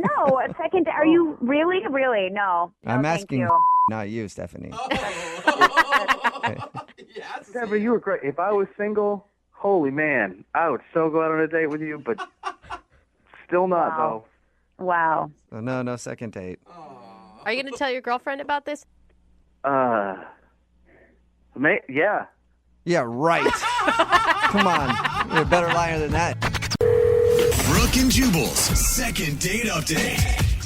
The guy on the phone to do a second date update today scored a date with probably one of the hardest people to get a date with. Ooh. Really? One of the hardest professions. They're used to telling guys no all the time. And you always dream about getting a date with them, but it never works out. Oh, I know what you're talking about I'm now. not talking about your local state senator. Oh, then Those we are women not on the same are page. constantly turning dates down. The male senators, they're easy to get a date with. They just send you random messages on Twitter all the time. You have to turn them down. But the female senators, really tough to get a date with. But I'm not talking about that. I'm talking about a bartender. Oh, yeah. It is tough to score a date with a female bartender. It sure is. Because they're used to just drunk dudes hitting on them all night long, and somehow he did it. His name is Tom. Wow. He's on the phone right now. Tom, I bow down to you. Good job, sir. Well, yeah, thank you. Did you actually hit on her inside her own bar? I did, but not probably in the way that you think. I wasn't gross about it. I didn't want to be gross about it. Oh, because I thought for sure you just pulled down your pants and said, you want some of this? That doesn't usually work for me. No. I've gotten kicked out of a few bars doing that. So I'm glad you didn't go that route. So how did you do it? Because I'm sure there's a lot of guys wondering. I know I've tried to hit on a few bartenders and always gotten turned down. Yeah, honestly, I had the fear in me that I was just going to get shot down. So, and I guess this is the embarrassing part. I was like, let's Google how you hit on a bartender. And there's a million There's a million articles. Really? I don't know why that shocks me. Oh, there's so many. And the thing is, it's sort of like pretty commonsensical, which is like, don't treat her like she's a bartender, just treat her like she's a human being. And how do you interact with human beings? You like find commonality and you actually talk to them like a person. Oh, so just like you're hitting on a regular person. Yeah. Weird. Huh. You just blew Interesting. Jubal's mind. And you know that sort of idea of like, I'm not hitting on you because you're hot. I'm hitting on you because I think you're interesting. We might have something in common. Right. Well, again, now Jubal's out. I'm so confused. He's so out. This is never going to work for him. What's her name, by the way? Her name is Heather. Heather, all right. And did you stay there until closing time? How did you? I absolutely did. I mean, I stayed there as long as I could because I didn't want to like be like, so what's up? You know, when she's trying to do her job. Right. So you wait till she's done, and then she's walking out to her car, and you're standing by her car. No. No, that doesn't quite. No. I just don't know how you did it. Yeah, I think you need to give up on guessing. It was a slow night, you know, which really helped. And I was there with friends, so it wasn't like I was just there by myself. Good. And then finally, when it was like we were all leaving and they were starting to put the chairs up, I was like, look, I know you get hit on all the time, and I don't want to be a creep, and I want to keep coming into this bar, and I don't want it to be weird, but I'd love to go out sometime. I'd love to have a drink or have dinner or something. And is that something you'd be interested in? You just sort of like, you know, like put all my cards on the table. Man, my heart just melted. That's the nicest thing I've ever heard. No wonder she agreed to a date with you. And she was like, yeah, sure thing. Cool. What did you guys do when you went out? So we just went out to dinner. And we chatted. Like it was really great. Actually, it was very easy. None of it felt like, what am I going to do or what am I going to talk about? It was all just very easy. And that felt great. That's usually not the case when it comes to going on a date. You know, usually I have to invent worlds of interesting things to talk about, and I feel like super, I don't know, self-conscious. And I didn't feel any of that. So it was awesome. How did you guys end things? Well, we went back to her place and continued talking, had another drink, and did a little makeout on the couch, like a little, so that was awesome. And actually her roommates came home like sort of in the middle of it, and that was super awkward. And they're bartenders too, and they all joined in. This fantasy gets Oh better my and better. Jubal. That would have been great. No, that didn't. Damn. But no, that didn't happen. So we just sort of stood up awkwardly. I mean, we were like, there was no clothing off. Like we weren't at that point. Right. You know what I mean? So it was just sort of uncomfortable, but also kind of funny.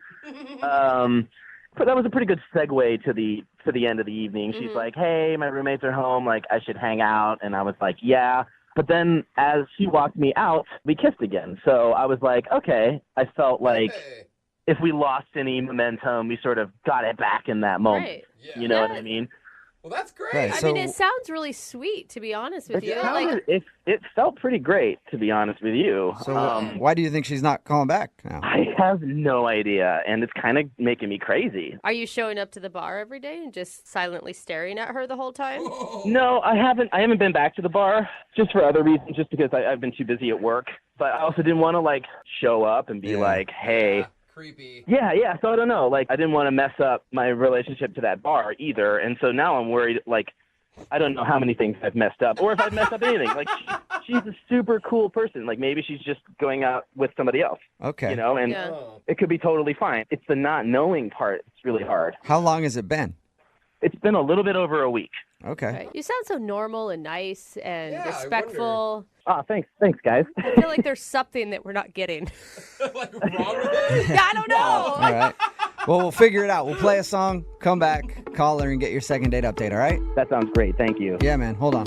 Moving 92.5. Brooke and Jubal in the mornings. Second date update. If you're just tuning in for today's second date update, Tom is on the phone, and he wants to call a girl named Heather. Tom did something that men have been trying to do for a long time. It's an age-old tradition. You saunter into the bar after a long day at work, and you pull up your stool, and you take off your hat and say, howdy, miss. I'd like 2 fingers of Jack, please. I feel like we're in a Why, saloon. your gams are looking good today. Oh, not the gams. I'm tired. Sure could use a load off. My dogs are barking. Been plowing the fields since 6 o'clock this morning. Speaking of plowing fields, how about you and me go back to my place? Or we just stay here at the bar, either one. Yeah, And that's what happened. Forward. In other words, Tom went out on a date with a bartender.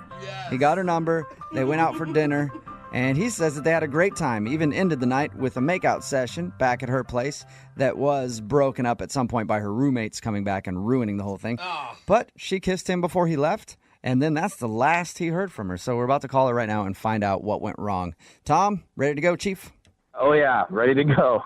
Now, are you concerned that if she says something really awful that you'll never be able to frequent the bar again? Because you like that bar. I mean, that is definitely a concern, but I'd like to think of her well-being higher than that, but it's definitely a concern. Okay. There are lots of other bars out there and lots of other bartenders. Thanks, man. Yeah, no problem. I like your motivational speech, Yeah. Jubal. That was good. Hey, that's it. I'm not telling you you're going to get a second date. Just, hey, there's probably other places that you could go, so don't worry about it. All right, I'm going to call her right now. Here we go.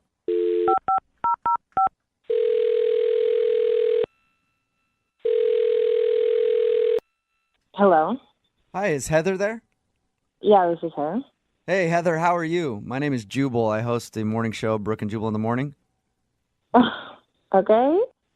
How are you doing? I'm fine. How did you get my number? A friend of mine gave it to me, actually. A friend of yours? A friend of mine. His name is Tom. And you guys recently went out on a date. Tom gave you my number? Yeah. What the Why the hell would Tom give you my number? Well, we do a segment on our show called the Second Date Update. So Tom emailed us and told us about your date. And then Oh, okay. He told you about our date. yes, he did. And then he also said that he's confused why you're not getting back to him because he'd like to see you again.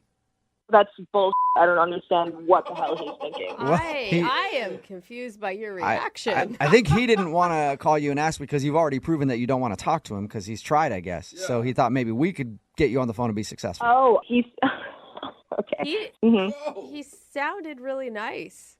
He sounded nice. Yeah, I thought he was nice too until I found out who he really is. He was acting like a f***ing ass. I mean, I don't know if he told you the whole story. He said that you guys made out at the end of the night and you even kissed him again to tell him goodbye.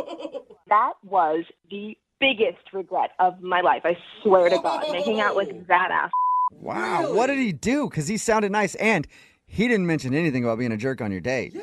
Well, obviously, he didn't give you the full story, but this is what actually happened. The night went great. As far as I knew, I was going to hang out with him probably the next day. But a couple days later, I went out with my friend back to that same restaurant that he took me to, which was amazing, by the way. Wait, hold on. You went back to the same restaurant after going out on a date with Tom? Right. Okay. So I went and we sat down, and this other random server came up to our table, and she looks at me and she goes, "Hey, would you mind having your brother give me a call sometime soon?" Wait, what brother? Did you? That's what I said. I don't have a brother. I don't know what she's talking about. I've never been to that restaurant before other than with Tom. And Tom is not your brother. Obviously, Tom is not my brother. Right. So was she talking about Tom? I mean, I wasn't sure at the time what she was talking about, but she brings up seeing me a week and some days ago with some guy, my brother, I guess, and she talks about how she met Tom when he went out for a cigarette. Apparently there's a spot in the back where all of the servers take their smoke break, and he was out there having a cigarette, and they started talking.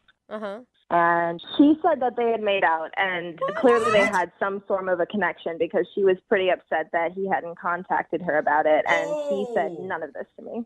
So wait, when did they make out though? Like in the back alley while they're smoking, or later I don't know. on? I wasn't there. I couldn't tell you when they made out, but I obviously, I don't know this chick from a hole in the wall, and she claims that he was my brother, so clearly there must have been enough going on between them for her to assume that. That is I can understand why you think he's kind of a jerk then. No, he's more than a jerk. He's a f***ing ass and a pig.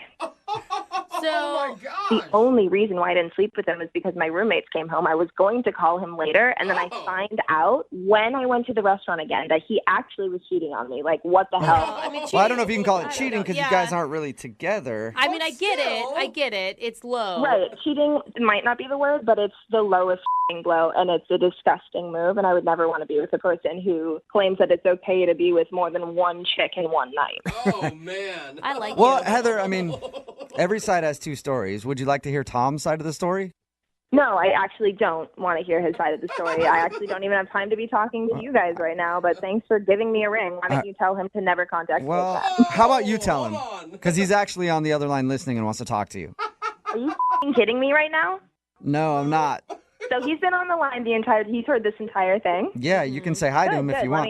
Let me talk to him. Tom? Listen, Hi. I'm so sorry. I'm so Yeah, sorry. you should be sorry. You're a f***ing pig. That's the grossest thing I have ever experienced. And thankfully, I'm all right, but you really need some f***ing help. Tom hung up. He did? Heather, So he Heather, is Tom, guilty. I thought for sure. He knew it was Tom hung up the phone on us. Yeah, he's a f***ing p***. Of course he hung up the phone on you. Oh, my God. I want to, Heather, I know you said you were busy, but can I try to call him back? I want to You talk can to do him. whatever you want. I don't care. I'll let you yell at him. He's obviously guilty if he hung up. If Right? he wasn't so two-faced, right? So if he didn't paint such a picture of such a nice, I don't know what happened. I'm going to try to call him back and see if he'll answer. Oh, my God. Hey, listen, man. I don't know what else I can. I don't know what I can say. Hey, about Tom, this. This hang is on. all- Tom, Heather's gone. We let her go. Okay, so she's not going to yell at you. All right? Were you that scared of her? It's not that I'm scared of her. It's that I just feel like a complete creepazoid. What do I say to her? Is what she said true? Yeah, it's true. What, dude? What the hell, So what Tom? did- Why would you call us and not know what was going on? Well, I don't know. I mean, I went out for a cigarette break, and I don't know. I didn't think that date one was like we're exclusive. I don't know. It was stupid. It was really dumb. And you told the waitress that she was your sister? Yeah. Oh, man. I just didn't. I mean, honestly, I didn't know she'd ever find out about it. It was dumb. Man. Like, Tom, what about the makeout thing that she was talking about? Did you do that while you were out on the date? Yeah. did I make out with the girl while I was out on the date? Yeah, like in the alley. Yeah, I did. I was. We actually did a little bit more than make out. And I'm right here, Tom. Are you kidding me right now? This is unbelievable. Man, you guys said that she was not on the phone. Yeah. Sorry about that. God, we I lied. It's a lot of liars. Heather, we weren't exclusive. I wasn't planning on it happening. Yeah, that's I'm fine. so I don't sorry. care. I don't care if we were exclusive or not, but it's called human decency to not sleep with two women within 2 hours from each other. That's all I'm saying. And how the hell did you get that done in 5 minutes in an alleyway? That's a long time. You're right. That's a long time. I mean, just so everyone knows, we didn't go all the way. We just fooled around and some stuff happened. Oh, yeah, no, they didn't have sex. Yeah, everyone, standing ovation for the one who didn't have sex in the back alleyway of a restaurant. Like, really big of you, Tom. Like, really big of you. I'm sorry. Heather, I'm really sorry. I had this night where I was on fire. I was in the zone. There was You something were on fire? What the hell are you talking about? This isn't a basketball game where you're shooting 3-pointers or something. No, this is you on a date with me, and you it up. I don't care if you were in the zone. I don't care if you just slam dunked, but you need to respect me. You need to seriously see me as a person that's worth your time, and you didn't. You disgust me. I gotta agree with her on this one. Like, Tom, how could you go sit back down at a table after making out with some random chick in an alleyway and then have the gall to go back to Heather's house? Oh, man. Look, I made a mistake, and I got caught up in the moment. It won't happen again. I don't think I'm going to be in this kind of situation again. Yeah, and you won't be in this kind of situation again because I'm never going to go on a date with you again. Do you understand that? Like, it's unbelievable that you even did that in the first place. You will not get another chance to do it again. Listen, I hear you. I know what you're saying, Heather. You don't want to go out again. I want another chance to show you that I can do this, that I can be a Do reasonable... what? Do what? Don't the waitress on our next date? Is that your plan? Like, You know what? that It's is- baby steps, when dating. You got to start small and teach guys not to do that, Heather, would you be willing to go on a second date with Tom? We'll pay for it. Would you please go out with me and let me prove that I can show you that I can... You will not finish your sentence because I'm going to let you know exactly how I feel about you right now. You are a bag of You disgust me. I actually considered sleeping with women after you. You made me so disgusted with men. And you made me embarrassed to go out on a date with a person that I normally would never go on a date on. So grow a f***ing pair of balls and do not talk to me ever again. Heather, does that mean that you won't date any of your customers anymore either? Obviously, I've learned my lesson, and I'm never dating another customer ever again. Great. Thanks a lot, Tom. You've ruined it for everybody. Damn it. Brooke and Jubal in the morning. A text in at 78592 says, I can see if it was a different night because they weren't exclusive, but during the date, with like tons of exclamation points and question marks, talking about today's second date update. If you missed it, Tom wanted to call a girl named Heather. She wasn't calling him back after they went on a date. She was a bartender where he liked to go. He ended up asking her out, and they went out and had a decent date. But after the date, she wasn't calling him back. Why? Because she really liked the restaurant that he took her to. So she went back on another day with a friend of hers. And while she was there, the server came over and was like, hey, can you tell your brother to call me? Because he hasn't called me. It's like, what are you talking about? And she was like, oh, the guy you were in here with, your brother. She's like, well, it wasn't my brother. It was the guy I was dating. She's like, oh, well, because that day he said he was your brother. We went out back and messed around while I was on a smoke break and he went out for a cigarette. savage. So Jose, he actually hooked up disgusting. with another girl during the date, during dinner. On the date. Some dudes out there are like, "We's my hero." So gross, man. That's a lot of work. That is way too He much didn't work. pull it off. He Yeah, got he didn't. caught He got and caught, called yeah. out on the radio. Didn't pull it off at all. Although it does sound like the waitress still wanted a Yeah. night with him. So I think he's good. I think he'll Yeah. just move on to the waitress and be able to get it there. Remember, if you want to do a second date update, all you have to do is email the show, and we will call the person who didn't call you back. Just if you hooked up with somebody else during your date, probably know you got caught, and don't bother sending us an email on that one. Brooke and Jubal's second date update. Life is full of regret. Oh I my should have gosh. done this. I shouldn't have done that. Wow. I definitely shouldn't have done that. That's going to leave a mark.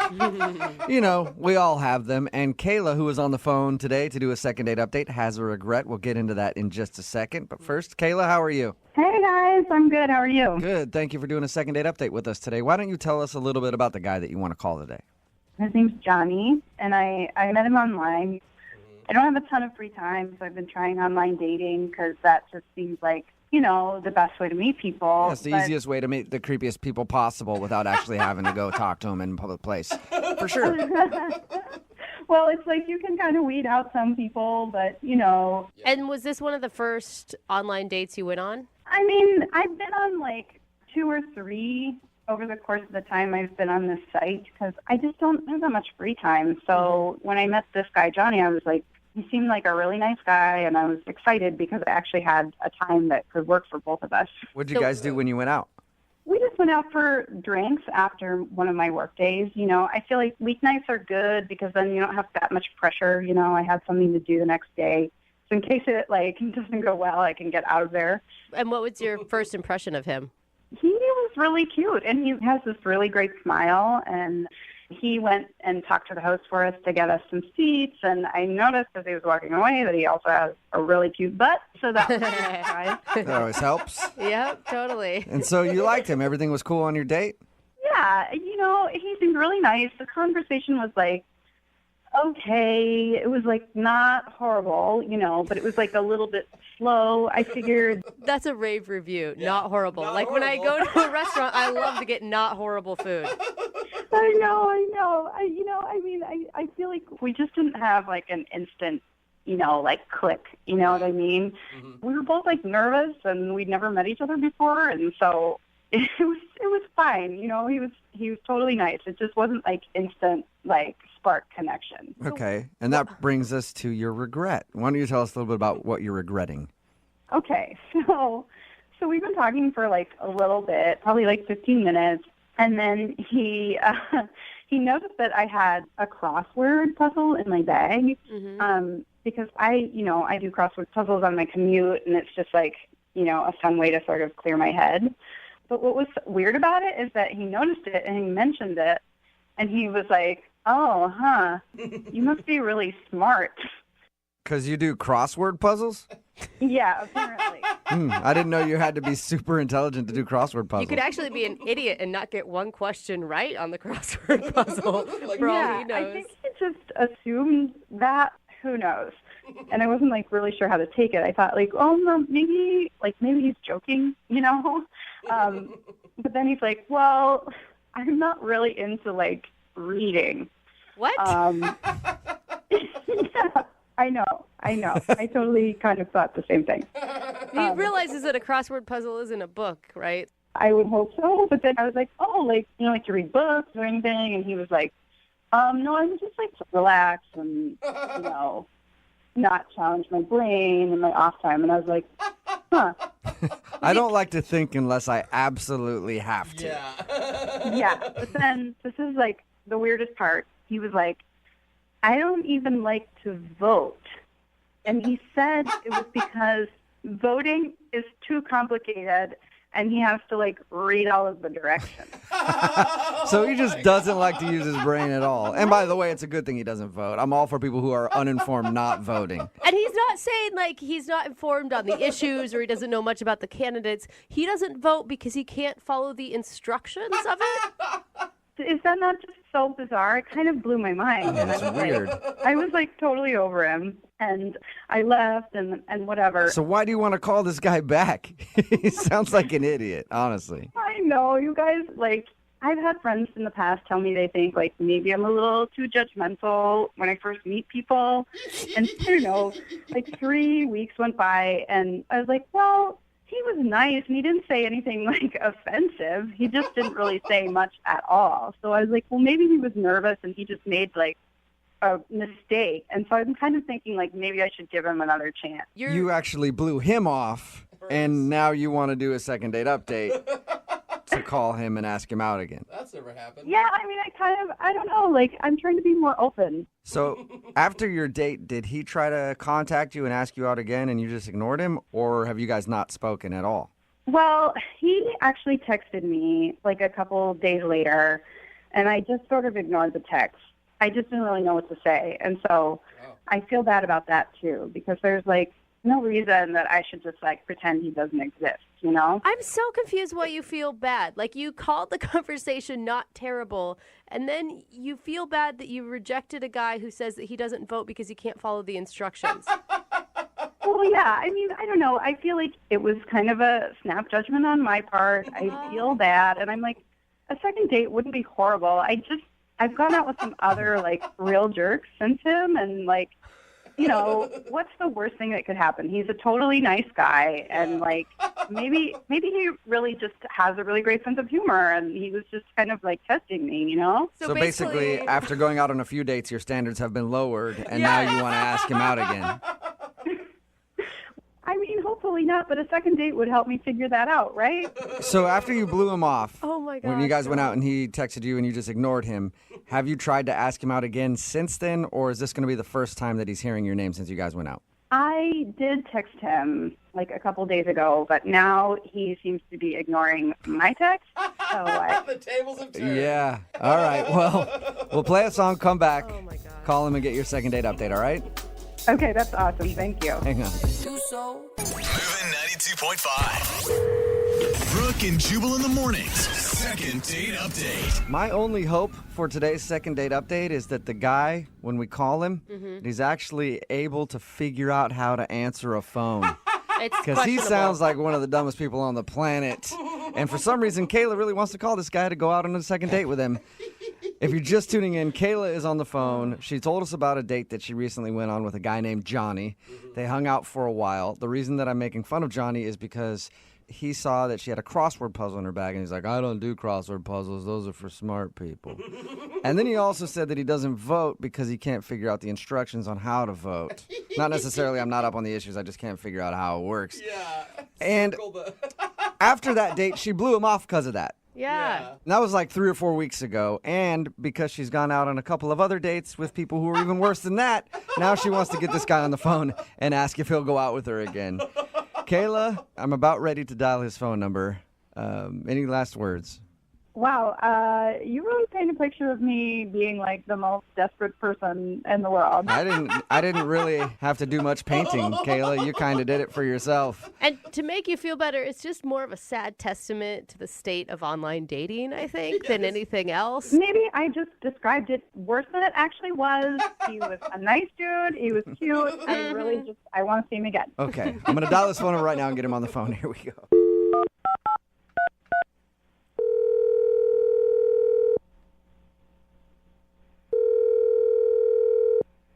Hello? Hi, can I speak to Johnny, please? Yeah, this is he. Hey, Johnny, what's up? How are you? This is Jubal from Brooke and Jubal in the Morning. Seriously? Yeah, what's up, man? How are you? Wait, really? I'm good. So you listen to the show? Yeah. Awesome. Yeah, I listen to it every morning. Sweet, thank you, man. I appreciate it. Then you've probably heard the second date update before.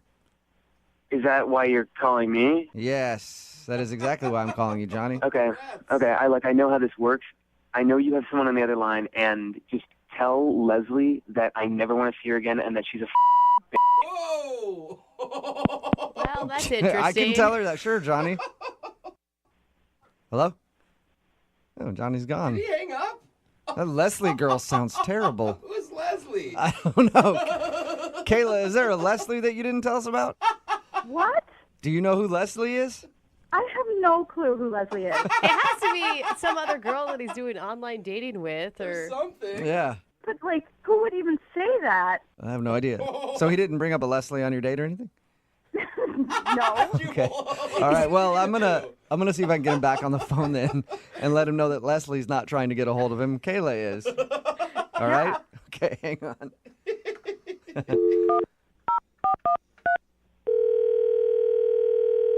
Look, I told you before, I don't want to do this, okay? I really don't want to talk to Johnny, you. I'm not calling on behalf of somebody named Leslie.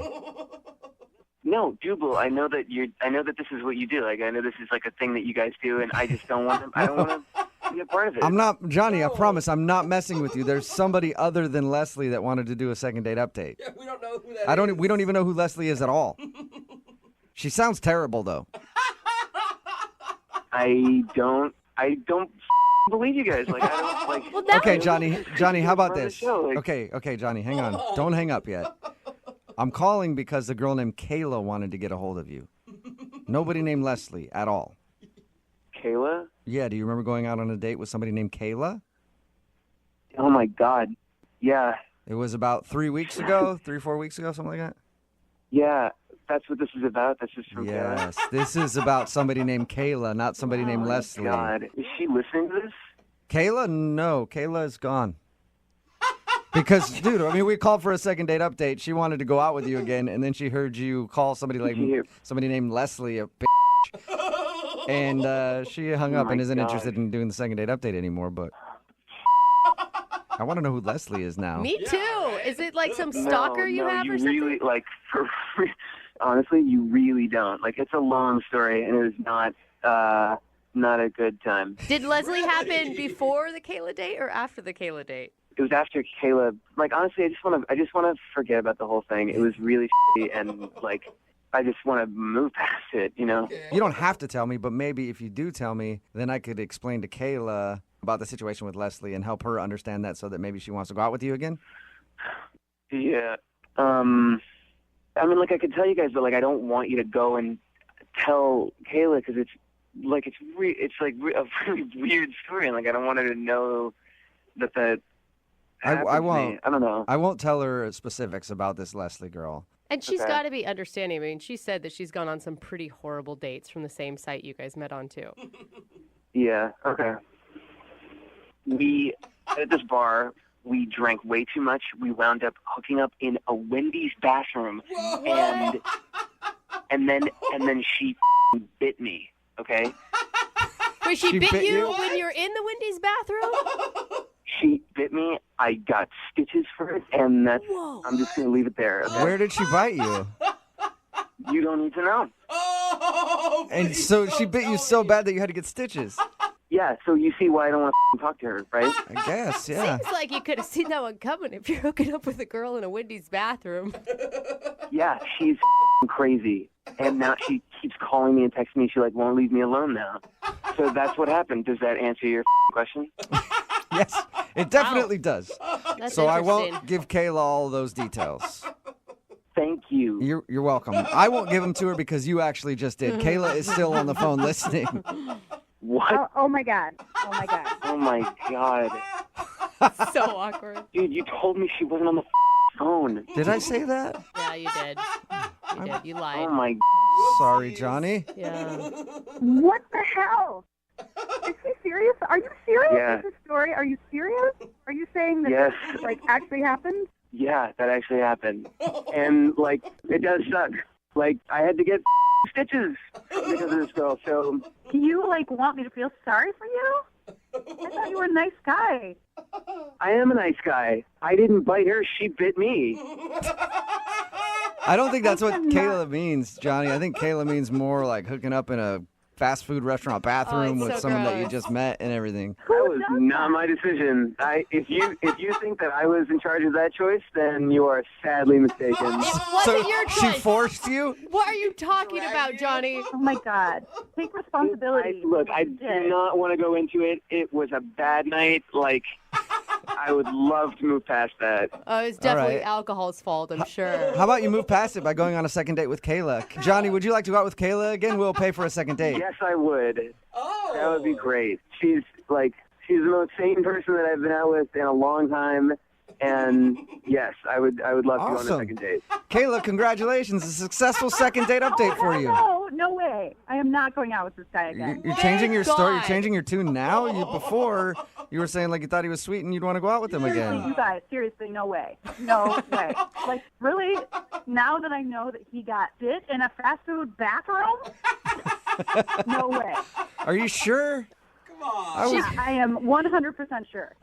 Listen, I'm not saying that it's ever happened to you before, but it's probably happened to a lot of people. That was not my Johnny, fault. I don't know how many other people she's bitten in bathrooms, but You're the only person I know that has that story, Johnny. The bathroom biter. I mean, I was truly the victim there, so Okay. not my fault. So, Kayla, there's no chance on you giving Johnny another shot now. No way. Kayla, I really liked you, and you were really cool, and you were kind of one in a million, and I would like to go on a second date with you, if you're up for that. That's romance. That is. No, definitely not. I don't go out with guys who get bit in fast food restrooms. No way. Wow, you do have high standards, Kayla. Yeah. You're never going to find love this way, ever. Brooke and Jubal in the morning. The email that we got into the show for a second date update today read less like a date and more like a scene from the movie The Hangover. Oh. It sounded like a wild date. Whoa. I won't tell you about it. I'll let Audrey tell you about it herself, who's on the phone for a second date update right now. What's up, Audrey? How are you? Hey, I'm good. How are you guys? Are you currently bad. caring for a baby that's not yours? Yeah, are you stuck on a rooftop? Is there a tiger involved? No tigers were involved or harmed in the making of this date. Okay. Okay, but your email sounds like you had a crazy night with this dude that you want to call. What's his name, by the way? Ken. Ken. All right. So before we get into the actual date, tell us how you met Ken. We met online. Okay. So I didn't really know a whole lot about him. We just kind of gave it a shot. First date, just out at a bar, like a dive bar. Okay, that sounds pretty mellow so far. Pretty typical. Yeah, I mean, it started like a normal date, but I know how to take something and have a good time with it. I'm not like a typical girl. All right. Okay. So tell us what happened. So we went to this dive bar and we were drinking beers, playing arcade games. I'm a video game fan myself. Okay. So, yeah, it was fun. And then we were playing, like, the pull tabs. Oh, yeah. That's fine. I love pull tabs. And that is actually, pull tabs are a great first date. Really? Yeah. I've never thought about And it. every once in a while you win money. Yeah. Yeah. You know? And it's not something bad. to talk about, something to celebrate or commiserate with, depending on how it goes. That does sound chill. Yeah, so I actually won. I won $60. Hey, there you go. Yeah, see? See how cool I am? Yeah. So Ken made a joke that we should just turn it all into ones and go to the strip club. And I was like, yeah, let's do it. I figured I'd call him on his bluff and see if that's something he really wanted to do. Well, and behind every joke is also truth. So I'm guessing he was down. He was down. Wow, that's a surprise. Yeah. I do feel like that this is a really romantic first date story. Like your pull tab money turned into stripper tips. You know, every great date has to start somewhere. Yeah. That's a very, very well said. So did you guys actually go to the strip club then? We did. We had a ton of fun. We were doing shots, and I actually bought him a dance. Nice. I just thought it would be funny. And then we hooked up a little in the bathroom. Oh my God. I'm sorry. That is so gross. Dirty not is Right. in like, I think you're dirty. I just think that the bathroom of a strip club is a disgusting place filled with germs. Yeah, strip club bathrooms are never very nice. No. But, I mean, awesome first date. You guys played pull tabs, then you took the money, went to a strip club, and then messed around in the strip club bathroom. Like, this dude had to have been loving life. Yeah. Oh, yeah, for sure. So did it come to an end, or did you guys stay the night with each other? Where'd you go after the strip club? Well, yeah. So when we were hooking up in the bathroom, we got kicked out. The manager, he kicked us out. That's awkward. I do feel like it's kind of hypocritical of the strip club. Yeah, Like, excuse me. you No know- sexualness around here. Yeah. Like, that's literally what they do. I don't know. So, I mean, it was probably for the best because we'd had a lot of shots at that point. So we got in an Uber, and the Uber dropped me off first. And I thought about inviting him in, but I didn't end up doing it. I was like, you know what? I don't want to make it too easy for him. I want, him to be able to work to get. I mean, we were just messing around in a strip club bathroom. I don't want this guy thinking that it's all going to be so easy. That's mixed signal. I mean, Yeah. I just can't believe you're worried about sending any signal. I like, am a it's lady. fine. Like, who cares at this point? I think I maybe had I don't want to say sobered up because I definitely hadn't, but maybe I was just thinking a little more clearly when we got to my house and I was like, this is where I'm going to cut it. Yeah, okay. totally. So I'm guessing you guys did have a good night kiss. Well, no, actually just the bathroom incident. What? Oh. You didn't even kiss goodnight? No, I think he was expecting me to invite him inside and was waiting for it, so he didn't go in for the kiss because he just kind of assumed, and then I was like, well, have a great night. It's been fun. So Audrey, I think that's like a baller move. Like, this guy is totally expecting to go to your house and stay the night. And then you didn't do it. Right. You got him all riled up, though. You're keeping him on his toes. Yeah, that's what I think too. So, I mean, we were texting a little bit the next day, so I thought everything was cool, and then all of a sudden, just silent. Like, I haven't heard from him since. Why do you think he stopped talking to you? I don't know if he thinks I'm like a party girl, and maybe he's trying to find someone more serious, but he doesn't really know me well enough to make that assumption yet. Right. If this was me, I think he's pouting. Like, what? We were kissing. You took me to a strip club. You got all this sexuality around me, and then you just say goodnight, and I'd be a baby, and I wouldn't call you either. That's so weird. That's just me. Okay. Well, if that's the case, then that's not cool. Because I was so cool to him the whole day. Like, what other girl is going to, throw down drinking beers, playing games, go to a strip club? Like, are you kidding? Right. Special. Yeah. I mean, I'm surprised he's not calling you back, and that's the only thing you can think of is maybe he just thinks you're too wild. I mean, I'm a little taller than him. Aren't guys real self-conscious about that kind of thing? Yeah, Some are. Yeah. I mean, did he mention that at all on your date? No, but I mean, I've had guys not want to date me because of my height before. Okay. All right. We'll play a song and then come back and call him and get your second date update, okay? Okay. All right. Hang on. Don't go to a strip club or anything. Just wait a few minutes, okay? No, I'm cool. All right. Moving 92.5. Brooke and Jubal in the mornings. Second date update. All right, everybody. Welcome back to today's second date update. Oh, my God. Taking center stage right now is Audrey. She's working hard for you. After she gets off stage, Audrey is going to give out free lap dances in the bathroom for anybody willing to date her. Maybe play some pull tabs. Enjoy yourself. Give it up for Audrey one more time. Hey, Audrey. Hey. Yeah. We're not exactly Not at all. helping your party girl image, are we, Audrey? No. If you're just tuning in for today's second date update, Audrey went out with a dude named Ken. They met online, and they went out to a bar. She actually won money on pull tabs and made a joke, hey, let's go to the strip club with it. And then they actually did that. They went to the strip club. They kind of hooked up a little bit in the bathroom before they were kicked out.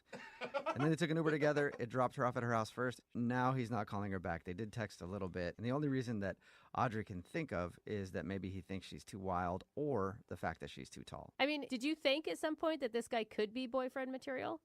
Well, I mean, it's hard to tell on the first date, but I mean, I liked him. I definitely wanted to go out again. It's especially hard to tell on the type of first date that you had if somebody's boyfriend material.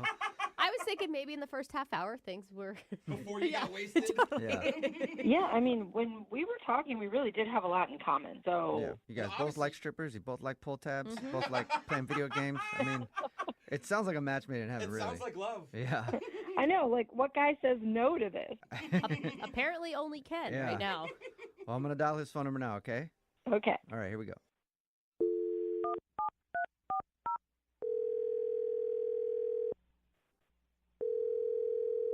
Hello? Hi, is this Ken? This is Ken. Ken, how are you, man? This is Jubal from Brooke and Jubal in the Morning. Okay. Hi, how are you? You say this is a radio show? Yeah, it's called Brooke and Jubal in the Morning. Brooke and Jubal. Got it. Yeah. Hi, Ken. Hey. Hey, why are you guys calling me? Just checking in with people around town. God, no, you're not. I'm calling you because we do a segment on our show. It's called the Second Date Update. That's where if you go out on a date with somebody and then don't call them back after, they can email us to get you on the phone and find out what happened. Okay. How does this involve me? Because you recently went on a date with somebody and then now you've kind of ghosted them. Wow. Okay. So I'm guessing this is about Audrey? Yes. Yeah. Congratulations. Audrey emailed us and she told us about your date. Sounds like a great time, honestly.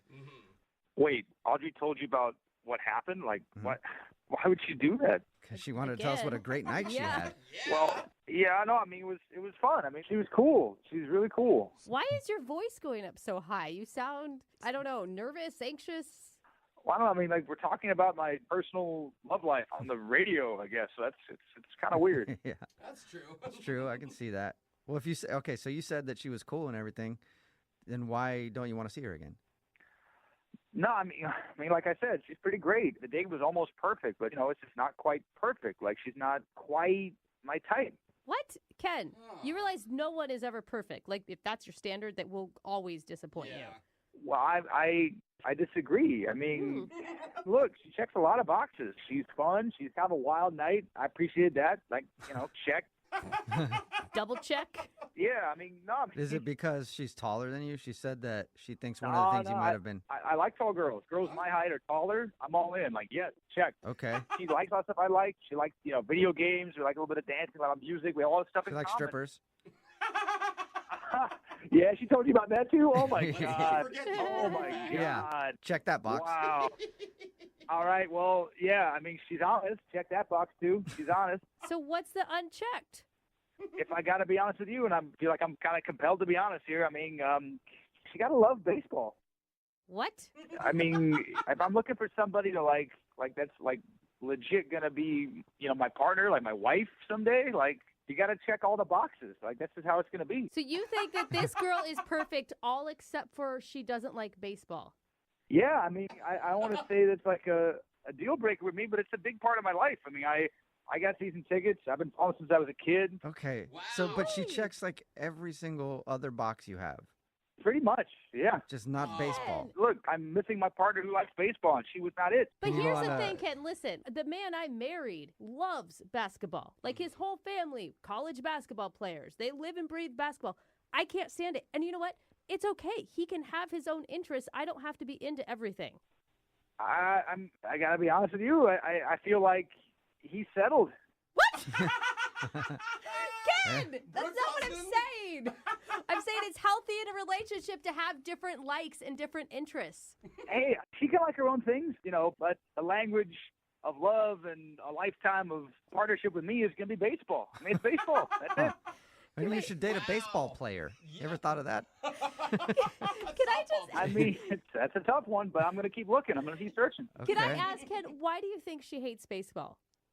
she just told me flat out she was not a fan. And I mean, again, I appreciate her honesty, but that just to me is like, whoa, that's a big letdown. Yeah. And it was frustrating. And here's the thing: she's not even that kind of girl who hates sports altogether, or whatever. No, she just dislikes baseball.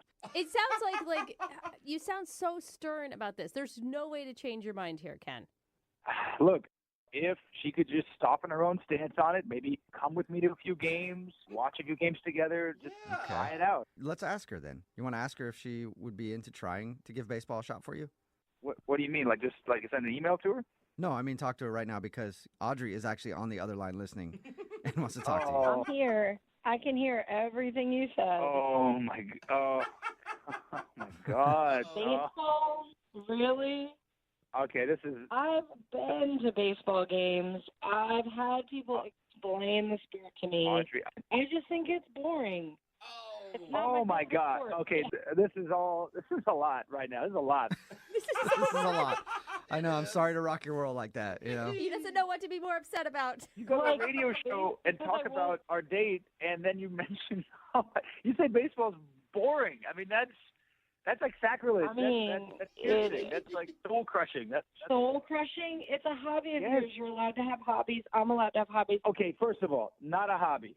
Not at all. Not a hobby. It's a hobby. Like, you don't play it professionally, so it's like not your job. It's not your career.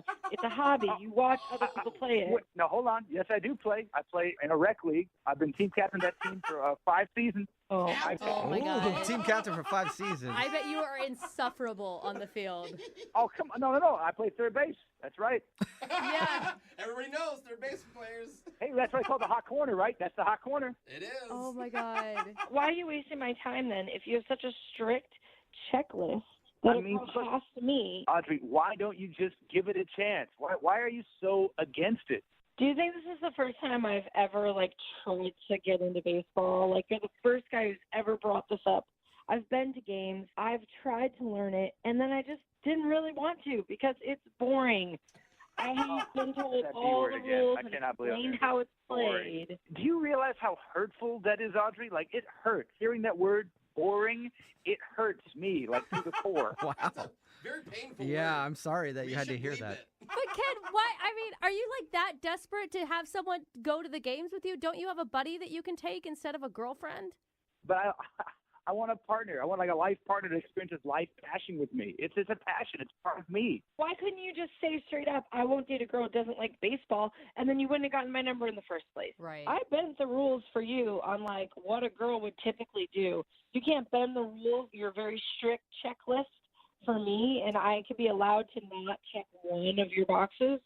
Good point. This is bending my rules a bit. I've never been on the radio trying to explain my personal passion. I can't continue this conversation with this person. I can't do it. Okay, well, wow. Before you go, Ken, would you like to go on a second date with Audrey? We'll pay for it. Then you guys can talk in person. Audrey, listen, straight up, you are almost perfect. Almost if you would just like baseball. I'm serious. No, I don't even want to go on another date with this guy. Yeah, I don't blame you. I mean, if you want to go find your perfect girl who loves baseball like you do and checks all the other boxes, go ahead and keep looking. But you are going to be single for a very long time. Would you say, Audrey, that he was going to strike out? Oh, no. I couldn't help it. Hey, I will never be single because I have baseball. Okay. All right. Well, Married to the game. I'm glad that baseball can keep you warm at night, Ken. Sorry. Oh, man. That's right. If I swipe it, they will come. If you swipe it, they will come? What does that even mean? What? Oh, my God. Seal the dreams. Are you kidding me? This is the worst day ever for Ken. Brooke and Jubal in the morning. Brooke and Jubal's second date update. You've all heard the expression, nice guys finish last. Oh, yeah. What about the expression, nice guys blow you off? I don't think they're considered a nice guy at that point. Rebecca emailed us. She actually has gone out with a lot of jerks and apparently has finally found a nice dude, but for some reason he's not calling her back. Hi, Rebecca. How are you? Hi, I'm great. How are you guys? Good. Thank you for your email. Thank you for coming on the show. Tell us a little bit about the guy you want us to call. First of all, I just want to say that I love your show. I listen to you guys all the time. Oh, thanks, Rebecca. But don't worry, you don't have to suck up. You're already on the show. Yeah. Jubal Plus, we already picked you. already know that most people kind of do that anyway. So. Come on. Listen to the show, I mean. No, they don't. So, yeah, I went out on a date with this guy, and he's different than most guys that I date because, like, I normally date guys who, like, have a lot of money and flashy cars, and they like to show off and show me off, and he is, like, a really nice guy. Okay. So I really liked him because he seemed really genuine and sincere, and my friends were all like, oh, my God, you have to stick with this guy if you want to be, like, in a real relationship and not just be arm candy for the rest of your life. So you feel like you're just arm candy for other dudes? Oh, totally. And you seem like you're okay with that. Yeah, well, I mean, it's, there are worse things in life, but... Rebecca, would you consider yourself a hot person? Oh, totally. Okay. On a scale of 1 to 10, how hot would you say you are? 11, for sure. Okay. So tell us what happened on the date. We went to a comedy show, and we were having a good time, and we laughed. I mean, it wasn't like Jubal's comedy. Like, that would have been the ultimate date. I know. But Seriously. we were having a really good time, and then I invited him to come out after because I was going to meet the girls at a club, and he gave me, like, this tiny peck on the cheek and said he couldn't come, and then he left. And so I texted him to, like, just give him, a hint that I would definitely go out with him again. Mm-hmm. And I didn't hear from him. And then I started to think maybe he thinks I'm too hot for him. Okay. Okay. You know how they say, like, couples, like, should look alike and, like, Right. a 10 days a 10. And, like, I think he's Rebecca. attractive, but I mean... Rebecca, you know what? I think you're awesome, but also things like that are things that you should think and not say out loud. You know what I mean? I didn't say it to him. I'm saying it to you guys. I don't know of any man on the planet who would not call Kate Upton back because they thought she was too hot. You don't feel like he's necessarily on the same level as you as far as looks are concerned. It's really hard for me to judge because I'm so used to dating guys who are, like, super, super hot. I noticed that we didn't rate personality scale at all in this, or humility, or... But that's what you said. You were looking for a nice dude, unlike the other guys that you've been with who are just about money and having you as arm candy and everything else. So sometimes you got to slum it, right? Oh, come on. Well, I don't have a lot of experience dating nice guys. So my friends just keep telling me that I have to make this one work. So I'm trying to listen to them. I'm trying to make a change. I feel like nice is just code word for not attractive. Yeah. I like it just to slum it with an 8. Yeah. All right. But you liked him, though, right? I mean, you were attracted to him. Yeah, I'm attracted to him. Your voice was going up high, so that's usually a sign of... Yeah.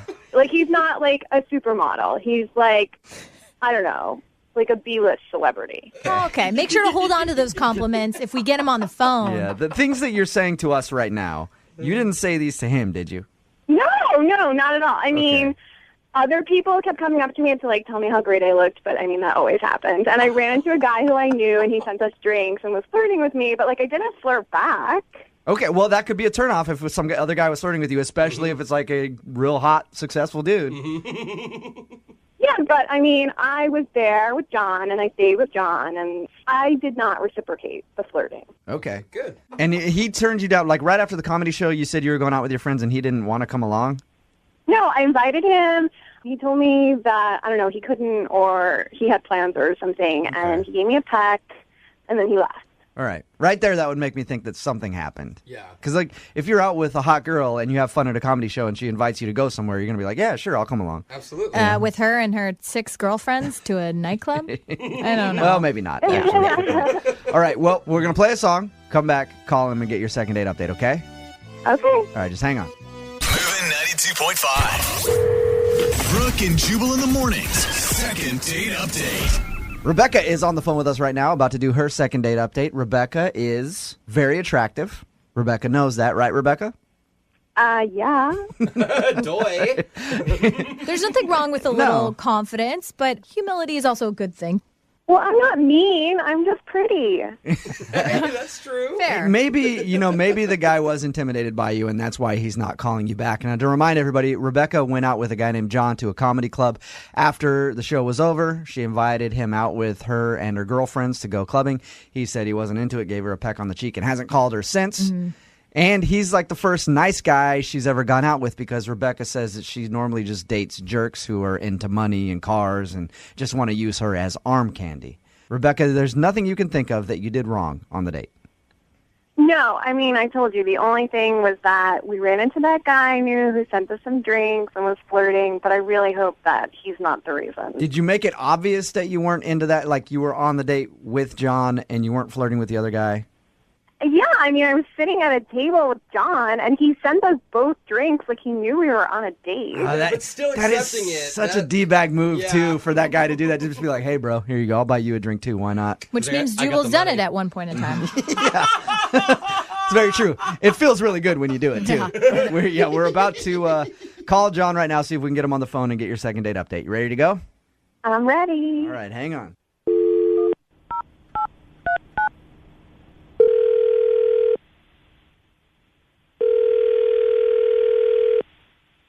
Hello? Hey, is this John? Yes, this is. John, what's up, man? How are you? This is Jubal from Brooke and Jubal in the Morning on Moving 92.5. Who is this? Jubal from Moving 92.5. How you doing? What's up? Not much. Just calling you because you recently went out with a girl named Rebecca to a comedy show. Okay. Rebecca emailed us and told us about your date a little bit, and she is wondering why you're not calling her back. From what we understand, it's pretty hard to forget Rebecca. Yeah, I mean, she's a beautiful girl. I think that she's quality people, you know. I just That sounded so unconvincing, Yeah. John. Searching for words. Yeah. Did you not like Rebecca very much? I liked her. I liked her a lot. It's just I'm not sure what did Rebecca tell you? She said that you guys went out to a comedy club, had a good time there, and then after she invited you out with her friends and you didn't want to come. She did also say that some dude that she knows bought you guys both drinks and was flirting with her, and she thought that that might have turned you off a bit. I mean, that was a little strange. I'm not going to lie, but you know, I didn't write her off for that. Something happened. You know, I went on her Facebook and I saw something there that made me feel like it's just not in the cards. What did you see on her Facebook page? I was going through her Facebook photos, and I was scrolling down, and I noticed a guy that she was with that looked familiar, and then I made the connection. He's a football player that plays for the Seahawks. Okay, so she's hanging out with Seahawk players? Yeah, and, you know, I mean, this is a big dude. You know, he's a football player, a professional football player, and there's just no way I can compete with that. So, But that's it, dude? That's the reason? yeah, I mean, this guy's huge, and he's ripped, and he's famous, and he's loaded. Who was it? I don't even want to tell you. Come on, just tell me who it was. I want to know.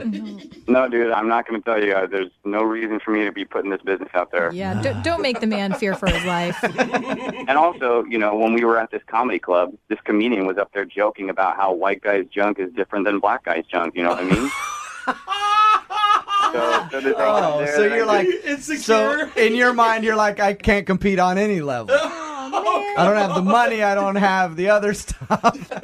And yeah, she was laughing about it, and you know, so clearly she knows that there's a difference. Oh man! I mean, she's had T-bone steak and not meatloaf. You can't really compare the two. I feel so bad. Hey, some confidence. John, Rebecca is actually on the other line and heard everything that you just said. Rebecca? Hey. Wait, what? John, it's me. Oh my God. Say hi to Meatloaf.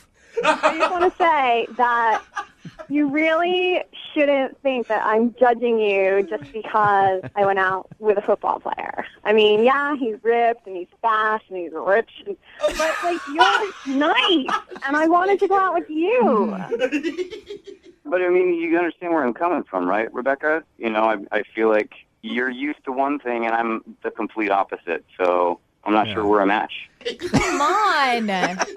First of all, can't I be the judge on how different it is? I mean, I haven't even gotten that opportunity. Ooh. Second of all, maybe I don't want to be with a guy like that. I mean, NFL players call me all the time. I can date any one of them. Rebecca, that's not going to help. I wanted to go out with you because you're nice and you were funny and you treated me like a person instead of just a picture of a person, and I don't get But you Rebecca, do you see where I'm coming from? Like, what if I don't know, what if the last person I dated was Scarlett Johansson, you know? I don't get it because, first of all, I'm just as hot, if not hotter, than Scarlett Johansson. And it's I'm not going to argue with that, but it's the principle. I mean, you have to understand where I'm coming from, right? Hey, John, why can't you look at it the other way and go, wow, somebody who's with Scarlett Johansson is now with me. I must be pretty special, too. Like, why can't you look at it like that instead of just being like, I could never live up to that?